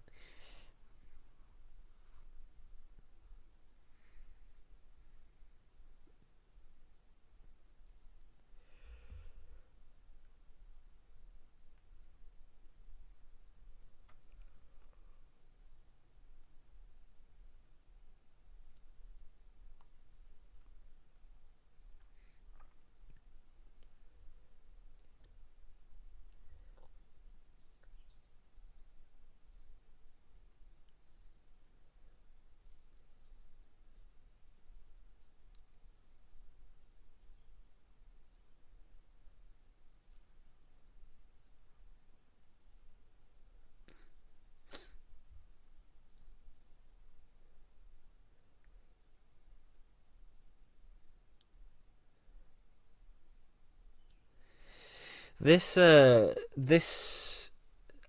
deformity, this sign, I think it looks...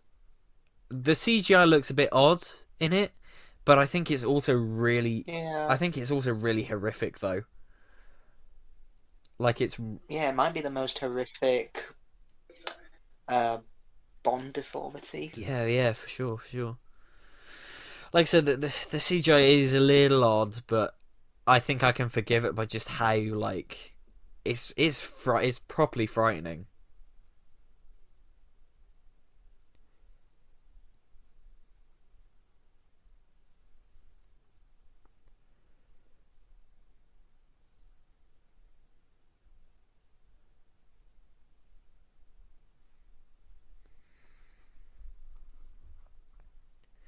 And yeah, no, when he's doing monologues like this, I think back to Spectre. Oh, and you know they now say that he's like, oh, he's just working for Blofeld. I don't buy that at all, especially when he's doing monologues like this. Nah, he ain't. Yeah, it'd be like in, I don't know, The Dark Knight. The Joker says, "Oh, I'm doing this for the Scarecrow," Yeah, or "I'm part of the League of Chad." I'm part of the League of Shadows. Yeah, exactly. It just wouldn't fit. So yeah, here's the cyanide thing. And I like the sort of slow decay of the face as well. The fact that it kind of sets in on itself. Yeah,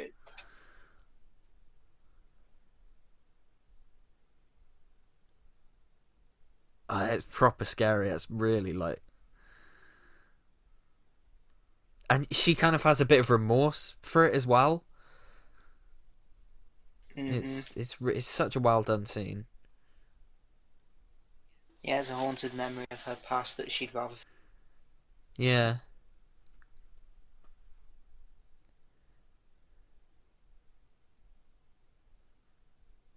Keep your retainer in, kids, otherwise that'll happen.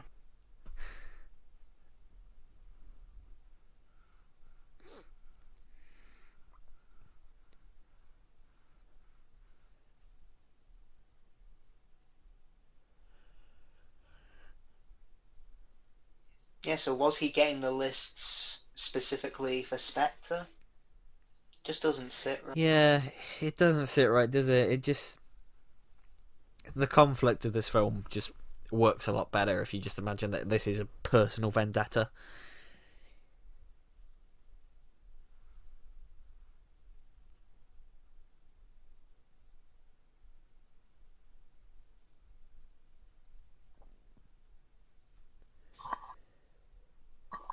So I'm just gonna say this whole section now, basically up until they go to Skyfall, is basically flawless.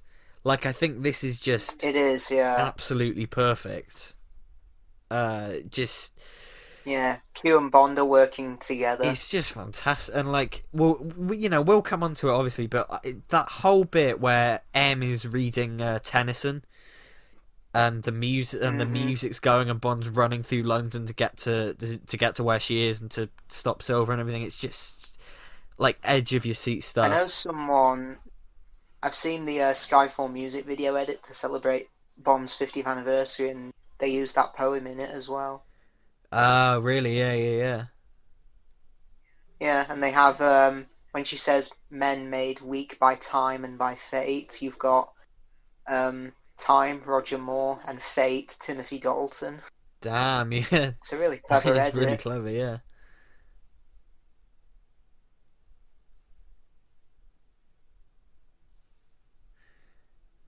That's what's that actress's name? She's been in loads of things, isn't she? Do not know. Is she in? Yeah, I know she's Draco Malfoy's mother in the Harry Potter films.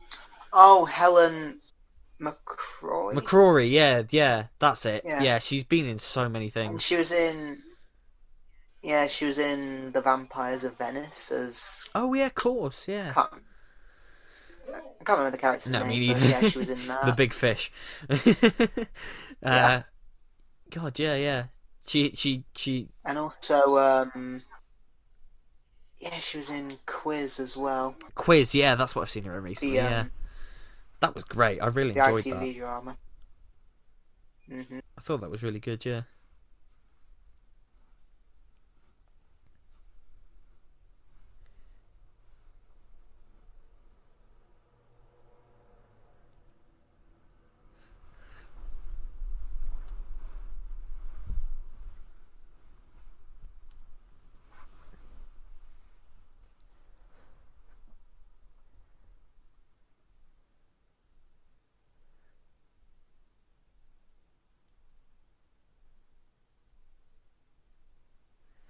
So, if you really think about the logistics of this, some of it doesn't make sense. Like later on, how would Silver know that train was going right there and At that point? But it doesn't really matter. It's just it's still so engaging. It's also the underground. It's the underground. Trains go by literally every minute. There is no schedule. Yeah, exactly. Some of it doesn't make a lot of sense, but it's that whole thing where the drama is so good and you're so invested that it doesn't really matter. Mm-hmm.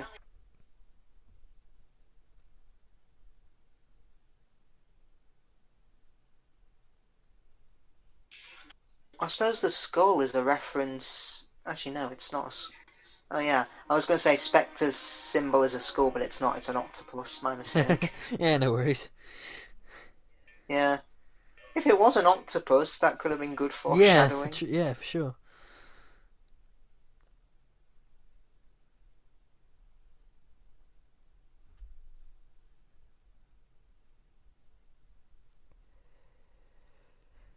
If he came out saying, "They just wanted my phone call."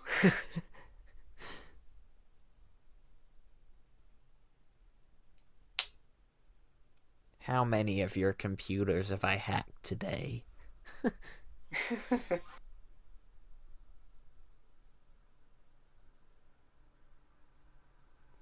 The lights would go up in my stomach like Christmas.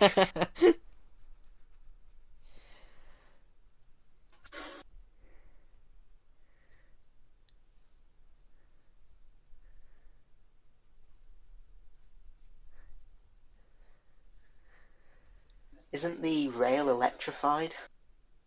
Yeah, it would be, wouldn't it?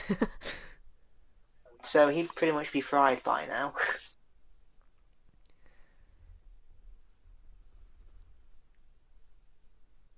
I also know they filmed bits of Superman 4 on the London Tube.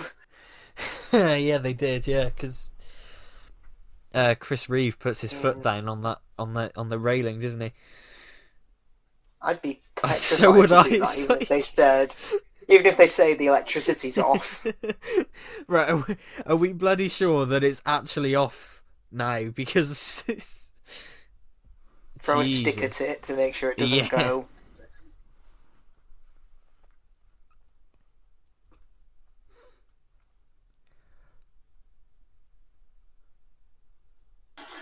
Also, I don't know what tunnel this is supposed to be, but they're not lit up like Yeah. that. You go in and It's pitch black. It's yeah. pitch black.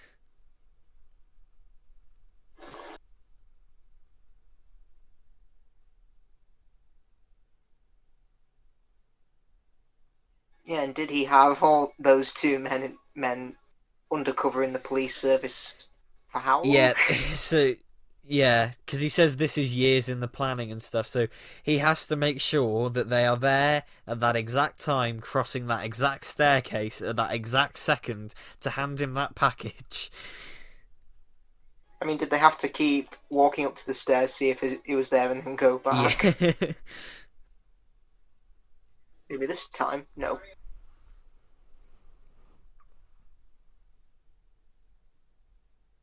Temple Tube Station. I was on there the other day. Oh yeah, I saw you were in London, yeah. Wasn't as busy as this though, because it wow. was like the middle of the day. This must be peak time. Yeah. You can never do this nowadays, what with the pandemic. Well, they still do. Yeah, I know. People just don't care.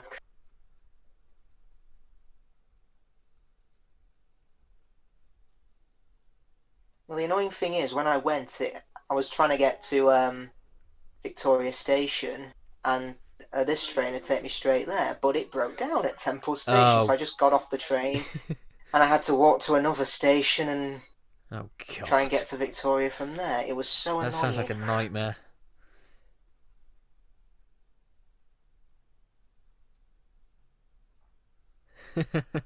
I love this whole bit. Oh yeah, and there's the old man here.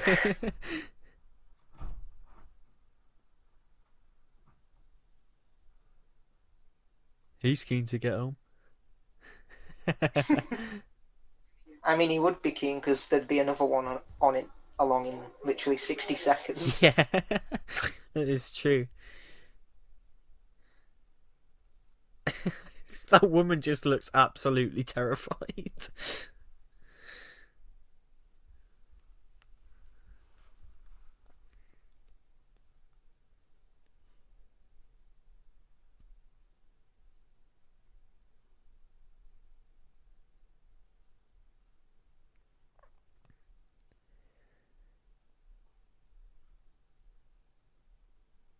God, every time I've been on the tube, it's just been the most stressful experience ever. Like, just, ugh. I hate being packed in with all these Well, people. I mean, if you go like after 9 o'clock and before, Yeah, and after, actually, I'd say after 5 o'clock, you should be fine. Because obviously everyone's getting that's the home thing. and going Yeah, to work. haven't been to London in a while. I think the last time I went was about 4 years ago now.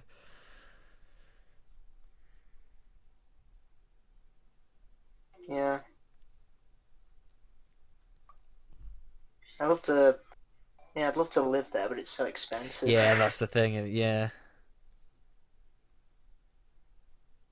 Seems like all the acting jobs are in London, and also all the Doctor Who fans are in London, that's true. Yeah, and all the conventions. yeah. LFCC. That's the big one, isn't it? That's. Hmm.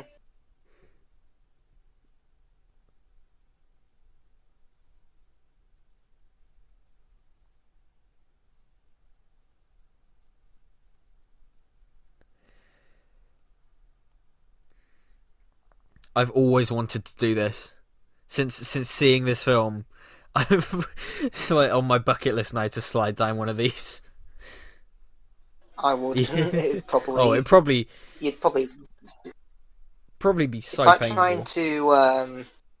It's like trying to swim in gold coins like Scrooge Oh McDuck. yeah, It God, wouldn't yeah. work. It's, It's not a liquid. It's a hard surface that forms solid matter. Ah!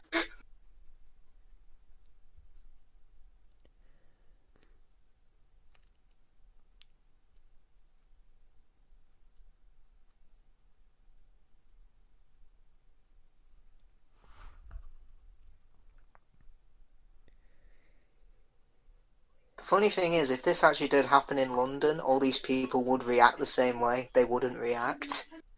yeah, that's true. That's very true.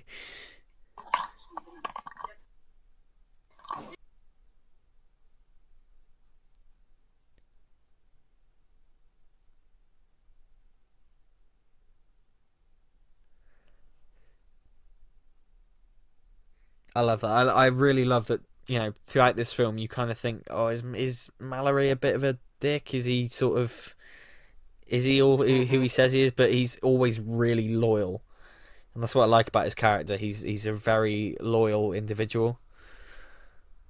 He is, yeah, definitely.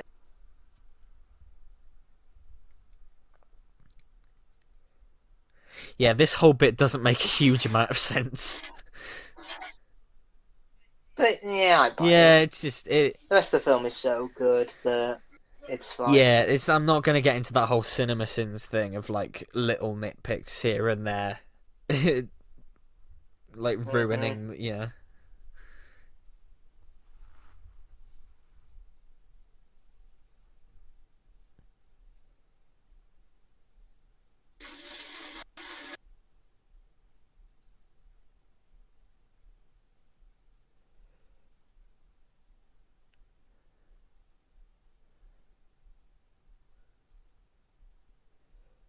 it's a cool stunt though. Like it's a really cool. I assume it was done.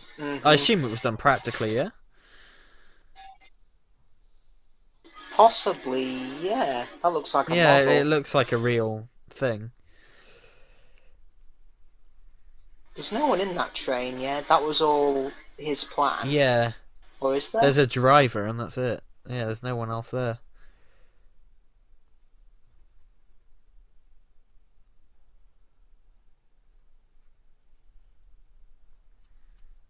Yeah, this whole bit, the music here, this is like just perfect.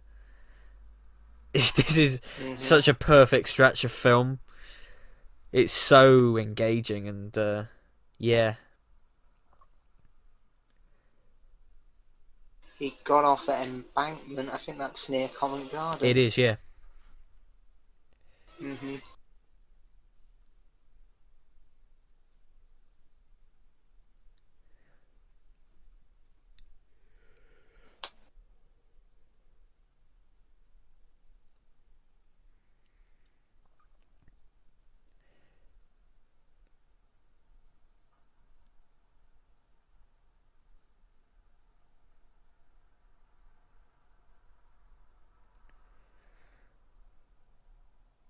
would they not hear the gunshots? Yeah, even if you're listening very closely to this poetry, they Yeah. would still hear it. I mean, they could have fixed that by having them just use silencers. Yeah, I was going to say put silencers on the guns.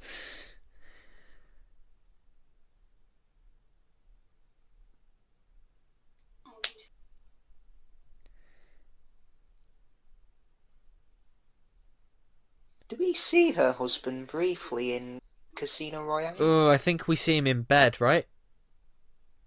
Yeah, Very briefly. So I think we can assume in between films he passed away. That's a shame. Yeah, just this whole poetry bit with Bond running through London. It's just, it's perfect. It's... Mm-hmm.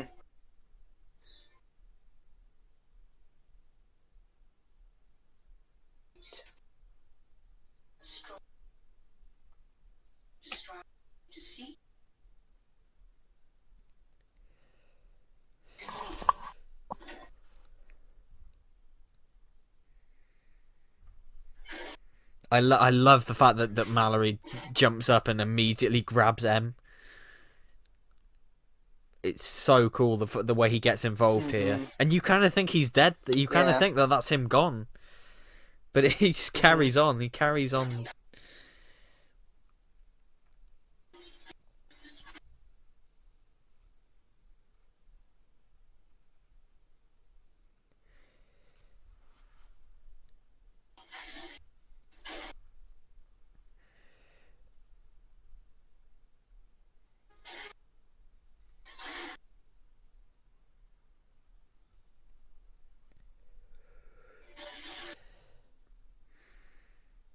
Yeah, it's weird seeing British policemen with guns because they're not usually armed. Yeah, that's true. It is odd. It's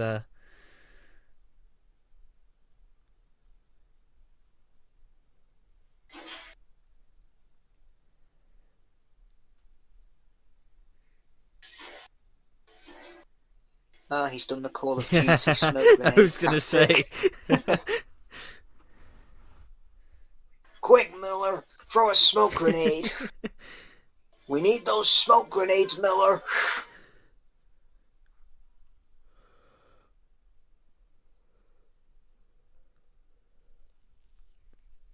Gary Oldman, when he did the Call of Duty World at War game, he did the Russian campaign, and Kiefer Sutherland did the American one. Yeah. And he said, it was just a lot of hours shouting, and that was it. And Kiefer Sutherland apparently said, "I haven't shouted that much since I was married." Oh God.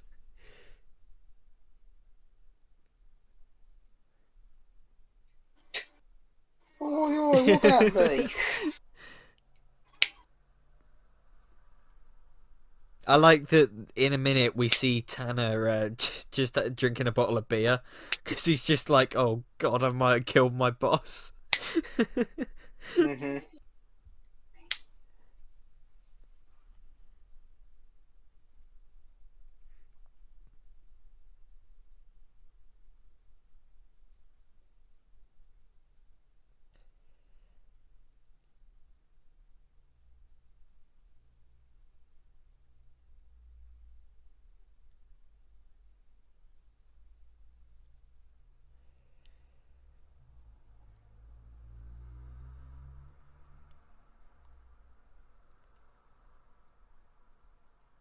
Plus, I like how typically in a Bond film you get Bond tracing the villain to his lair, but now it's the villain tracing Bond to his lair. It's cool. It's the other way. I like the cat and mouse game that we sort of get. Mm-hmm. Oh, and this reveal is so cool. Yeah, it's the icing on the cake. Oh, it's so cool. Again, I remember I must have been about 11 when I first saw this film, maybe 11, 12 years old. And just seeing that, having only recently become a Bond fan, seeing that was just like, it was just it was such a cool moment. And the whole ejector seat gag that we get in a minute as well, it's just so good.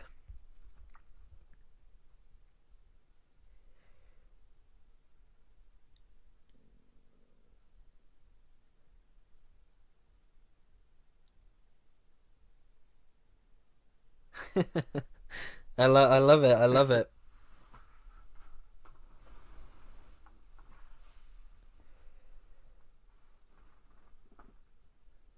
Yeah, he's just having a drink because he's just like, for God's sake. I love it. I love Rory Kinnear as Tanner.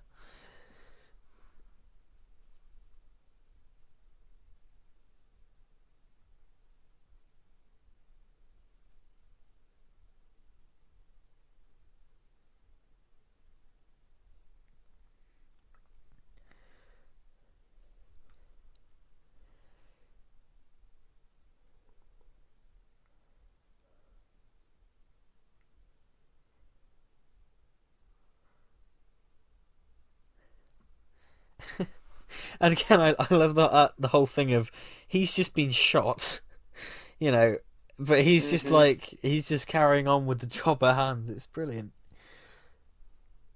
Yeah, great.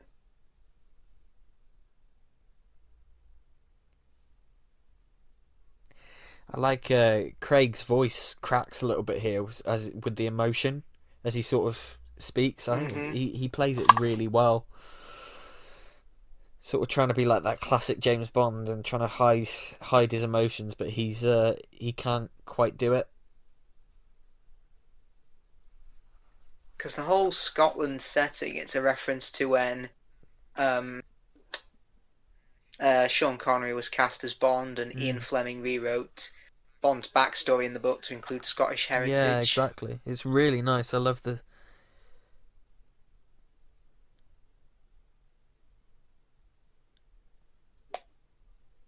Plus, wasn't Albert Finney's character supposed to be Sean Connery? Yeah, they were very early on in the stage of development. They were thinking about casting Sean Connery as Albert Finney's character, but I think they made the right choice not to. It would have been nice, but it would have taken. This is at this point Mm, at this point you're so into the film. It just would have taken viewers completely out of it. I think because it would have just been, yeah, oh, it's an old James definitely. Bond. Like it would have taken spotlight away from the conflict at hand. And it probably would have added to the whole code Oh name God, yeah, theory. yeah. Because Die Another Day was going to actually have Bond meet Sean Connery as James Bond. Die Oh, Another Day was actually going to confirm the codename theory, but oh yeah, dear. but I think that there's an interview online somewhere. The director speaks about it, and the interviewer is like, "Yeah, but you know that Roger Moore mourned his wife, who was George Lazenby's wife," and then Lee Tamahori, the director, just goes, "Oh, I didn't know that." It's just sort of like realizes he's a bit of an idiot.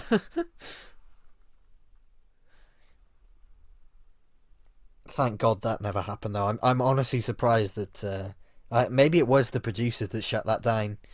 But I'm surprised Hmm. that no one informed him that that would not be the case at all. Because I know for On Her Majesty's Secret Service, they were going to put in a line saying Bond had plastic surgery. Yeah, that would have been awful. That would have been so bad.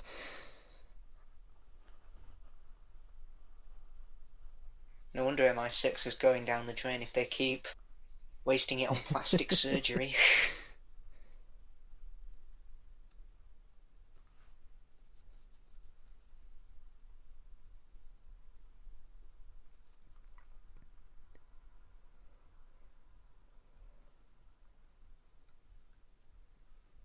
I think he's great in this as well, Albert Finney. The Yeah, character works really brilliantly.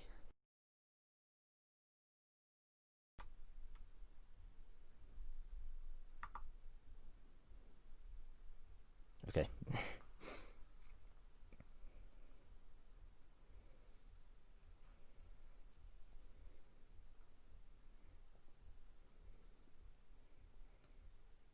I can totally see Sean Connery in this role, but definitely, yeah. yeah, I'm glad they didn't go for that. Hmm.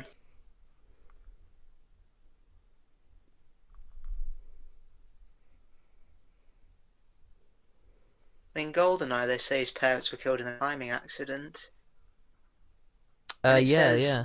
and the initials AB. What does the A stand for? Albert? Albert Bond. It wouldn't surprise me if that was Andy? like a. Wouldn't surprise me if that was a little reference to Albert Broccoli. Oh, yeah. I doubt that was intentional, but it would have been nice.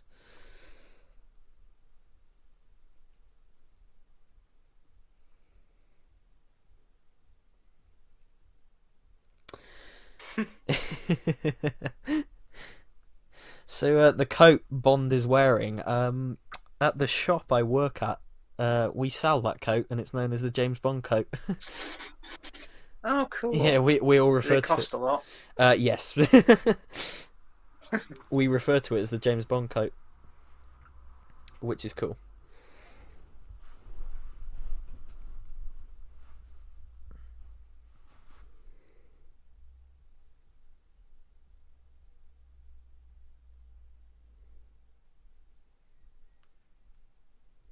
I like that he calls her Emma as well, and the fact that they don't correct him either.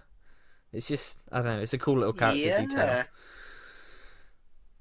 But in Casino Royale, there's a line where Bond says, I never knew that M actually stood for something, and she says, She cuts utter him one more off, syllable yeah. and I'll break you. Yeah. Yeah.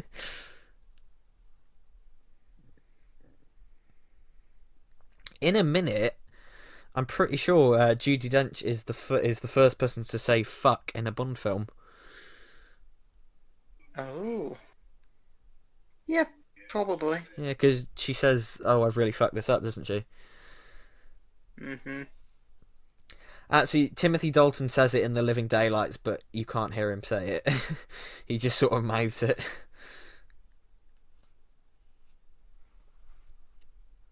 And I don't know if you've seen the infamous deleted scene from A View to a Kill with Roger Moore. He I haven't, no. Yeah, he's the context. I don't really know the context of the scene, but she's like, "Oh, I just can't." The woman's like, "I can't believe it," and he's just like, "Oh well, life is short, you know. I mean, fuck him." He just, and you can sort of hear laughter from behind the camera, so I assume it was just like an improvised thing that. Yeah, all I can hear is the music from Home Alone. That's all I can hear when I watch this scene. This is my Merry house. Christmas, Mr. Bond. We know that you're in there and that you're all alone. This is my house. I have Santa to defend Claus. it. And his elf. Santa Claus and his elf.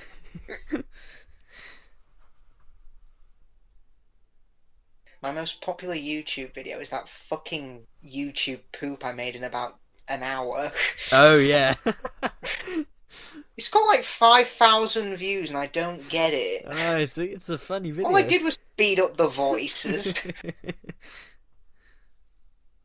I literally sped up the voices and did reverse on a few shots, and some people will view that as a masterpiece. height of comedy. Might do another one for Christmas. Yeah, I was gonna say, yeah, do a follow up. Mm-hmm.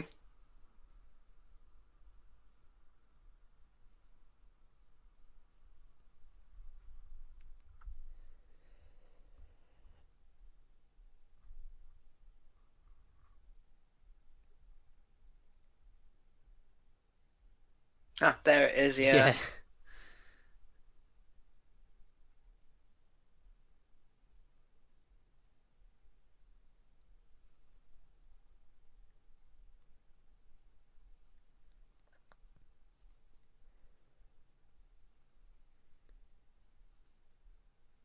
That shot of Bond at the window is Mm-hmm. is really nice, like with the light shining on his face and stuff. It's really nice.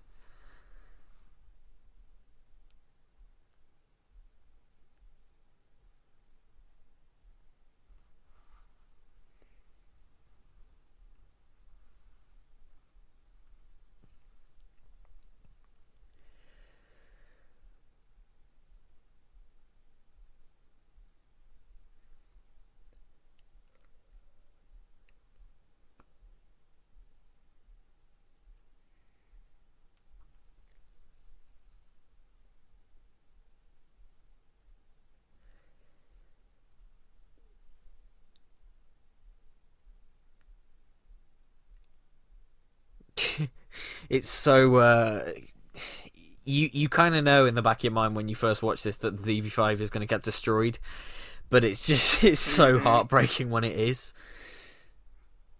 I know, it's like you can't just tease me and then not finish me off.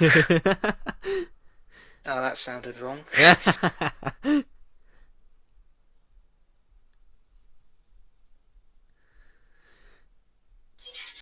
Don't get me all excited and then not finish me off.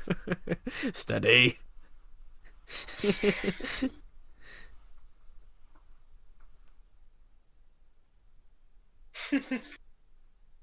Welcome to Scotland.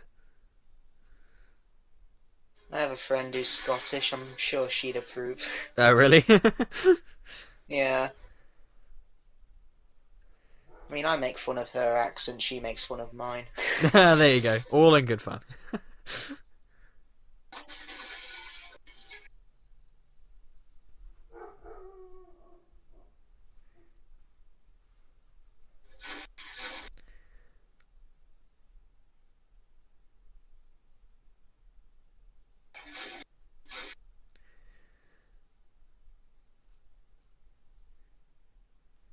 Yeah, because I remember this Very track. rarely do we see. Do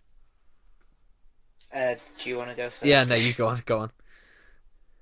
I was just gonna say, very rarely do we see Bond use a shotgun because typically in big battles like this, it's usually a machine gun or a pistol he uses.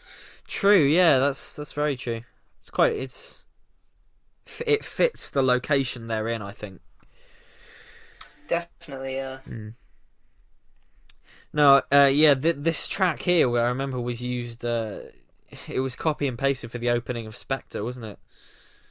When he's in the It was, yeah, with the sniper scene. Yeah.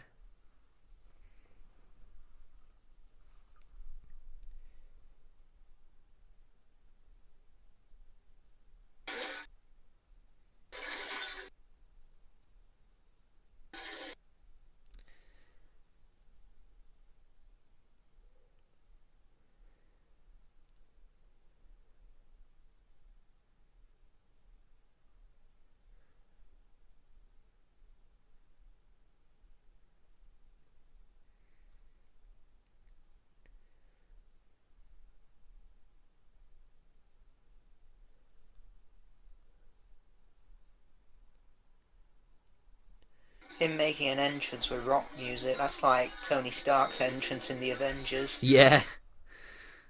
That's right. Yeah, true.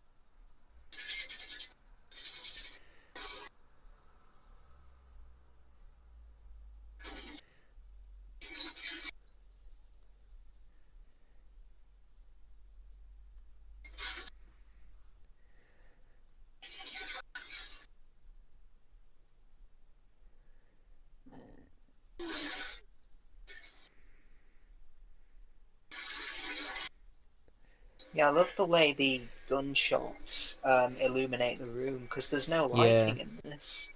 It's all natural. That's true. Yeah. It works really, really well, especially with the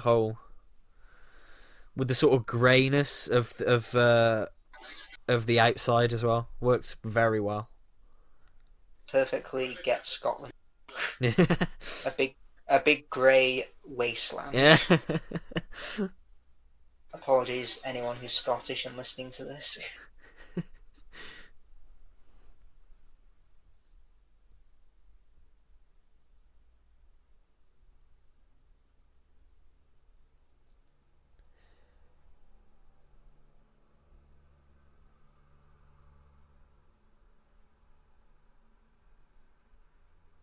Bond's gonna make the doorknob really hot when he touches it, so he'll burn his skin. I was gonna say, And yeah, it's gonna.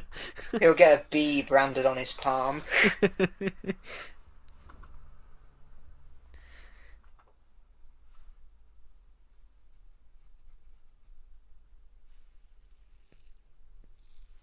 The silhouettes are really nice. They are, yeah. Like that. Yeah. Gorgeous. This entire final bit now with it being lit by the fire and everything, it just is fantastic. Good old Roger Deakins. Did he do Spectre as well? I'm not sure.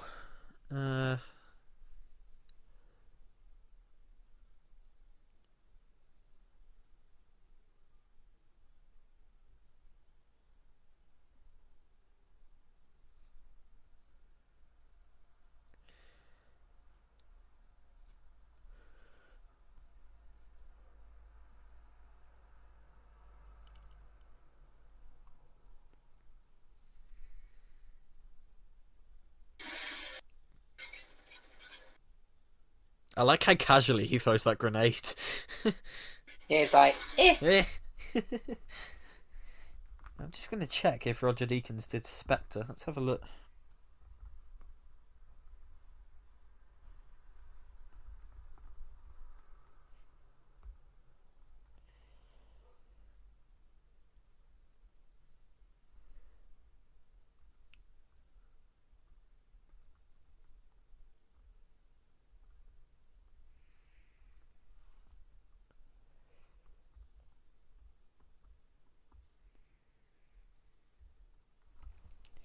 No, he didn't do Spectre. Ah, yeah.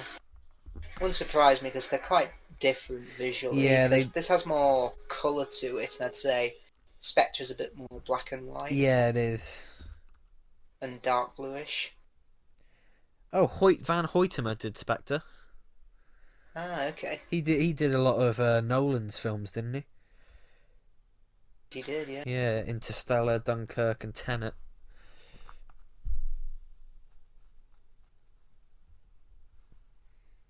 I mean, I managed to finally see Tenet.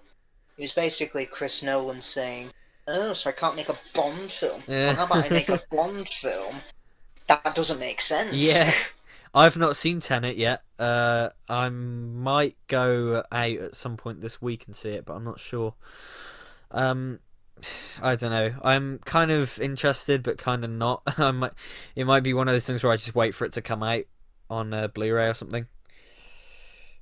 Yeah, for me, it feels like one of those films where if any other director's name was on it, it would be slated by critics, but because Nolan's name is on it, it instantly gets a free pass. Yeah, I do love... I do love Nolan. It just might be my least favourite film of his.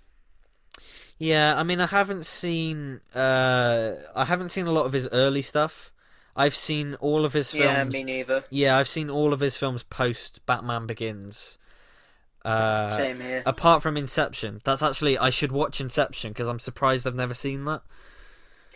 Wow. Yeah. Never seen it. Yeah, I've never seen it. It completely passed me by. Which is nuts, really. But, But yeah, I do like a lot of Nolan's work. I'm a big fan, but a lot of it just... Recently, I feel like he's become quite pretentious. Yeah.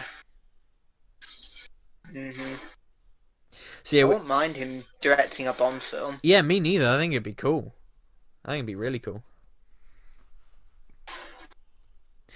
We talked over it, but I like that Bond's reaction to the ZB5 getting blown up was intense. Like I've always thought that he just had a massive reaction to the car being blown up.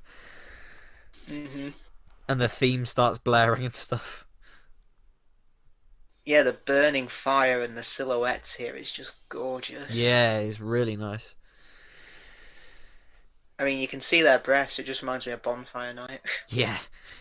Oh yeah, for sure. So I never really got its appeal. Why would you want to go into the freezing cold, in a field that's pitch black and have loud noises Yeah. for about 2 hours.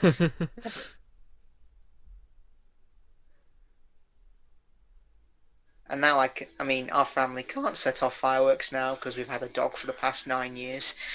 Oh yeah. I mean, me and my friends usually go up because there's a field by my house that always does this big bonfire and sets off the fireworks. So we all go up there, and to be honest, we just use it as like a social gathering these days.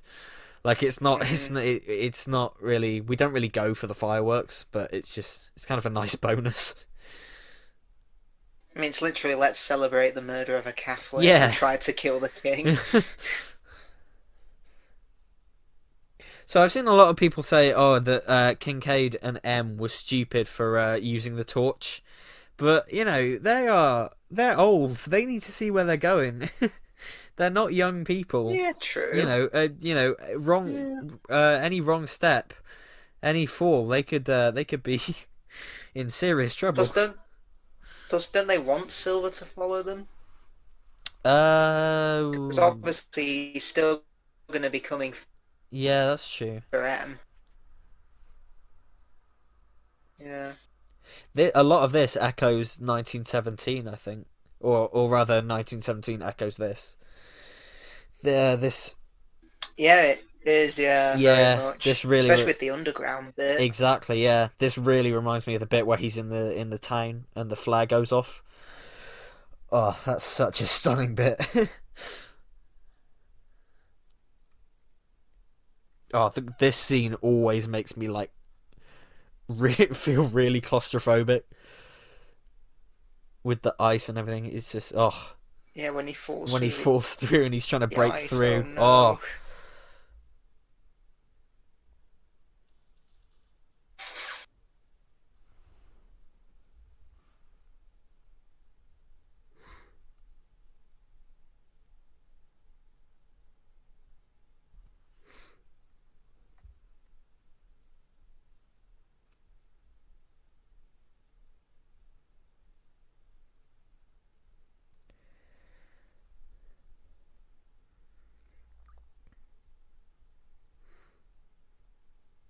Oh, can I you? mean, he should have said you need to cool off. You need to cool off.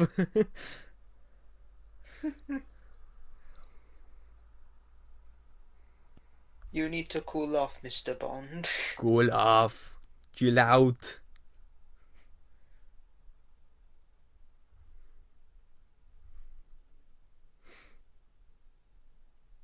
Can you still hear me, by the way?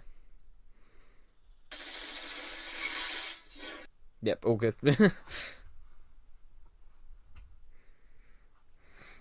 Oh, him. But that's such a. That again is a gorgeous I image. know. The whole the murky water against the white ice and the orange. It is fire. so, but like when God, he's, it looks gorgeous. yeah, and when he's trying to break through in a minute, I always just feel like, oh my god, it kind of makes me like struggle to breathe. He's not gonna make it. Yeah, it's so, I'm always like, it's like that bit in the Deathly Hallows Part 1 where he goes under the ice and he's stuck under the ice and he's trying to break through but he can't. It just, oh my god. It's just, I always feel like holding my breath during scenes where characters are underwater. I try not to because I want to live. Yeah, well, I see how far I can make it because like something ridiculous like in Alien Resurrection when they're under the water for about 5 minutes and it's like they'd all be dead. Mm-hmm. They would all be dead. Exactly. Alien Resurrection is such a stupid film. Yeah, It's so doesn't really stupid. justify its existence. No, it's just so stupid. I really like here where as he walks past the grave of the Bonds. It's really cool. Oh, it is Andrew Bond. It is then. Andrew Bond, yeah. Yeah, which was the initials on the rifle. And Monique Delacroix Bond.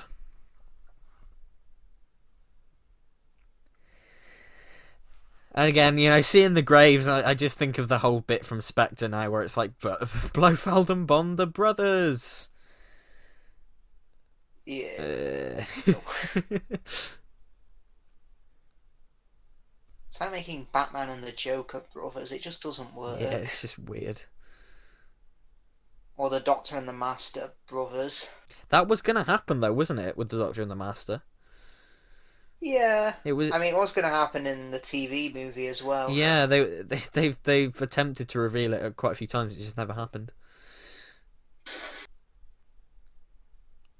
Well, yeah, they referenced it in The Sound of Drums when Martha says, "I thought he was your secret brother.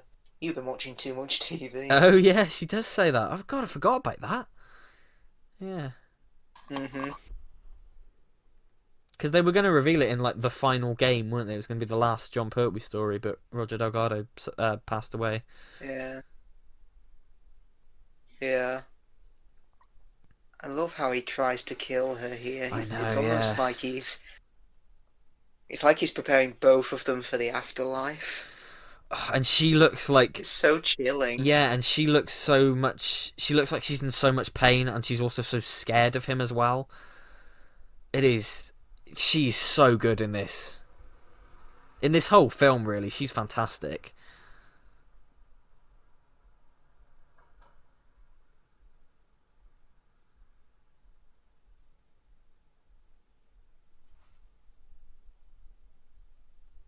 And he tells her to do it. It's so weird. It's good, isn't it?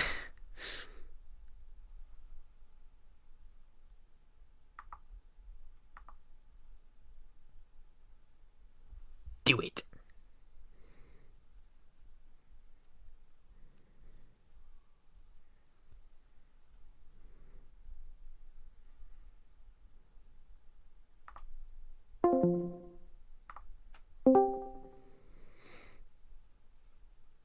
Hello? Hello, yeah, sorry. I think we got disconnected. Yeah. This It's alright, we've made it through the whole film. Him getting stabbed. Him getting stabbed in the back is great. Yeah, it's so good. I love just this whole last bit, the fact that it just ends in a quiet little church. It's so good. And considering the scale we've seen of the film so far, it's just... Last rat standing. It's almost a bit like The Empire Strikes Back, because that starts off with a huge epic scale battle, but it ends with more or less a sword fight and a shootout in some corridors. True. And an escape. Daniel Craig's so good in this bit. He is, yeah. So is Albert Finney, actually. His little subtle shaking of the head there is... Yeah.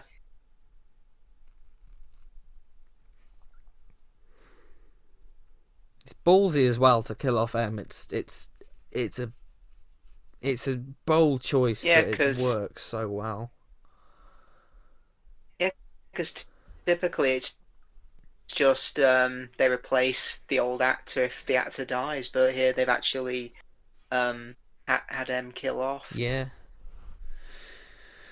And she, like I said before, she is my favourite M, and she gets one hell of a send off.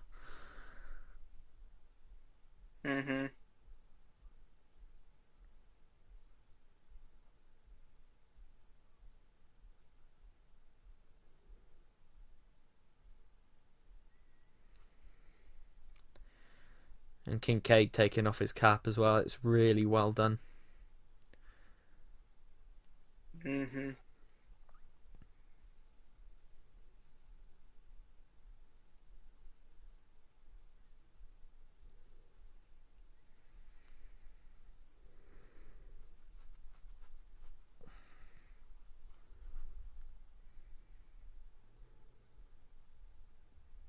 That shot of London is so good. Yeah, I love all the flags up there as well. The Bond looking over the landscape, it just reminds me a bit of Torchwood when they inexplicably always go to the top of a building to look over Cardiff.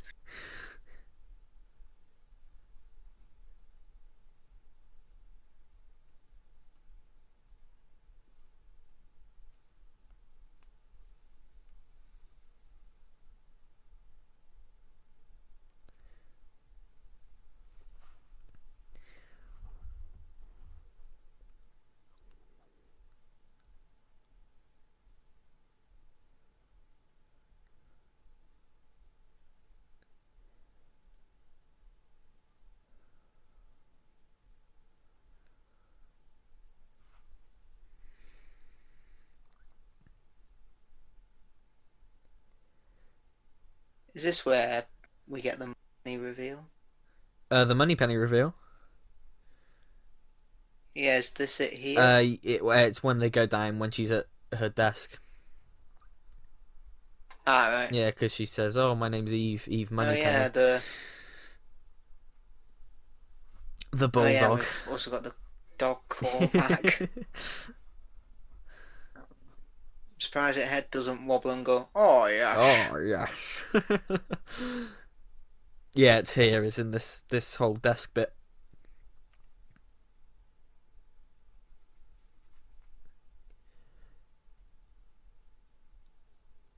Mm-hmm. It works well. It works well.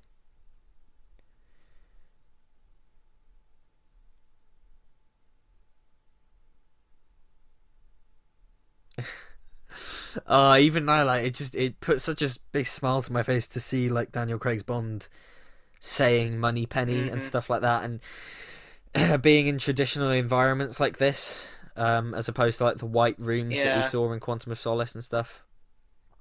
It feels like the final completing circle, really, of his Bond. It just feels like, yes, we're now back to classic Bond territory. Definitely.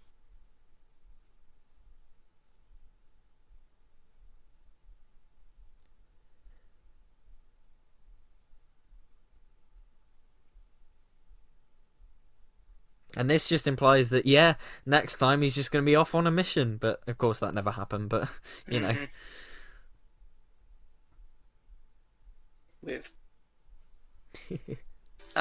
Now we get the gun barrel. It's not a particularly good gun barrel either. It's alright. Yeah, the blood always looks like raspberry jam. Yeah, it does. I like the 50 years logo, though. Mm-hmm. And they finally brought back the James Bond will return. I don't know if that was in the Brosnan era. Oh, I can't remember now off the top of my head. I feel like you could kind of end the film there, end the franchise there. Definitely, yeah. That does seem like a decent place to end the James Bond series, like at all, because it's just like back it's a to perfect full circle. It's a perfect ending, but also it looks forward to the future. Exactly, a perfect celebration of Bond. It was just what we needed for the 50th anniversary of Bond. Mm-hmm. Although it is weird to me that it's the 60th anniversary in a couple of years, and we've only had one film since then, soon to be two. It's weird.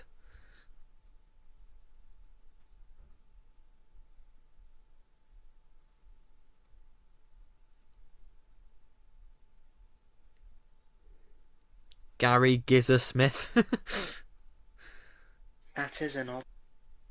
Actually, that is a hell of a coincidence. I was watching Prometheus earlier today I'd never seen it before, and Gary Gizzer Smith was in the credits of Prometheus. 2 films in one day by Gary Gizzer Smith.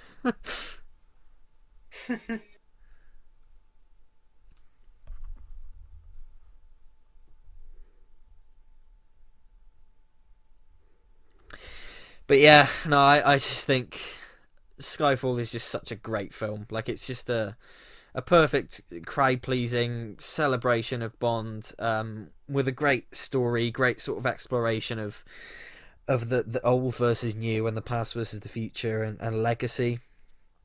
Yeah, it's the perfect way to celebrate 50 years, and it's also a great film on its own merits as well. Exactly, yeah. And like I said earlier, I've watched this with so many different people. Everyone always loves it. It's just such a crowd-pleasing film. It's hard to really describe it as anything else other than just a really solid, great film, because everyone always responds to the bits they're meant to respond to, even if they're not Bond fans, and like it just yeah.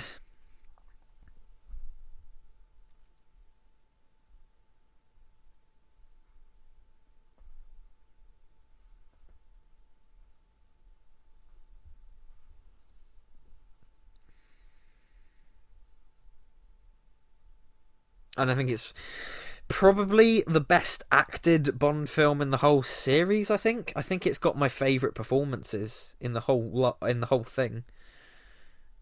Yeah, I can definitely agree there. There's not one weak performance here. No. They're all fantastic. Everyone's brilliant in it. Yeah, one of the most emotional ones as well. Mm-hmm.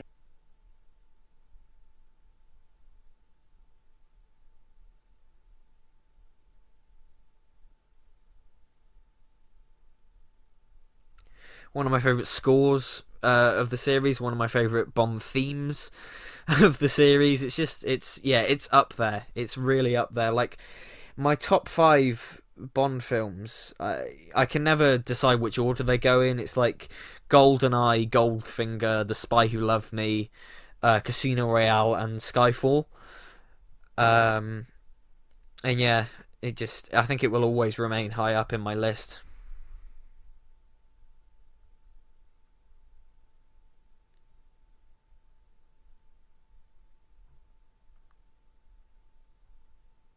Yeah, and I like how the instrumental of the song comes back here at the end. Yeah, it's cool.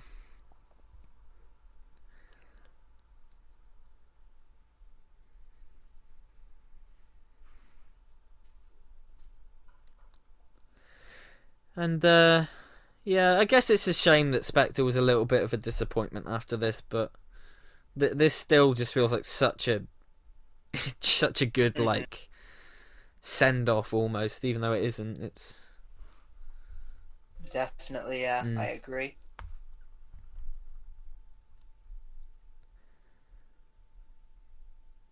And that is the end of the film. That is the end of the film. Well, I hope you've enjoyed this commentary, and indeed the entire series that we've done on Bond commentaries.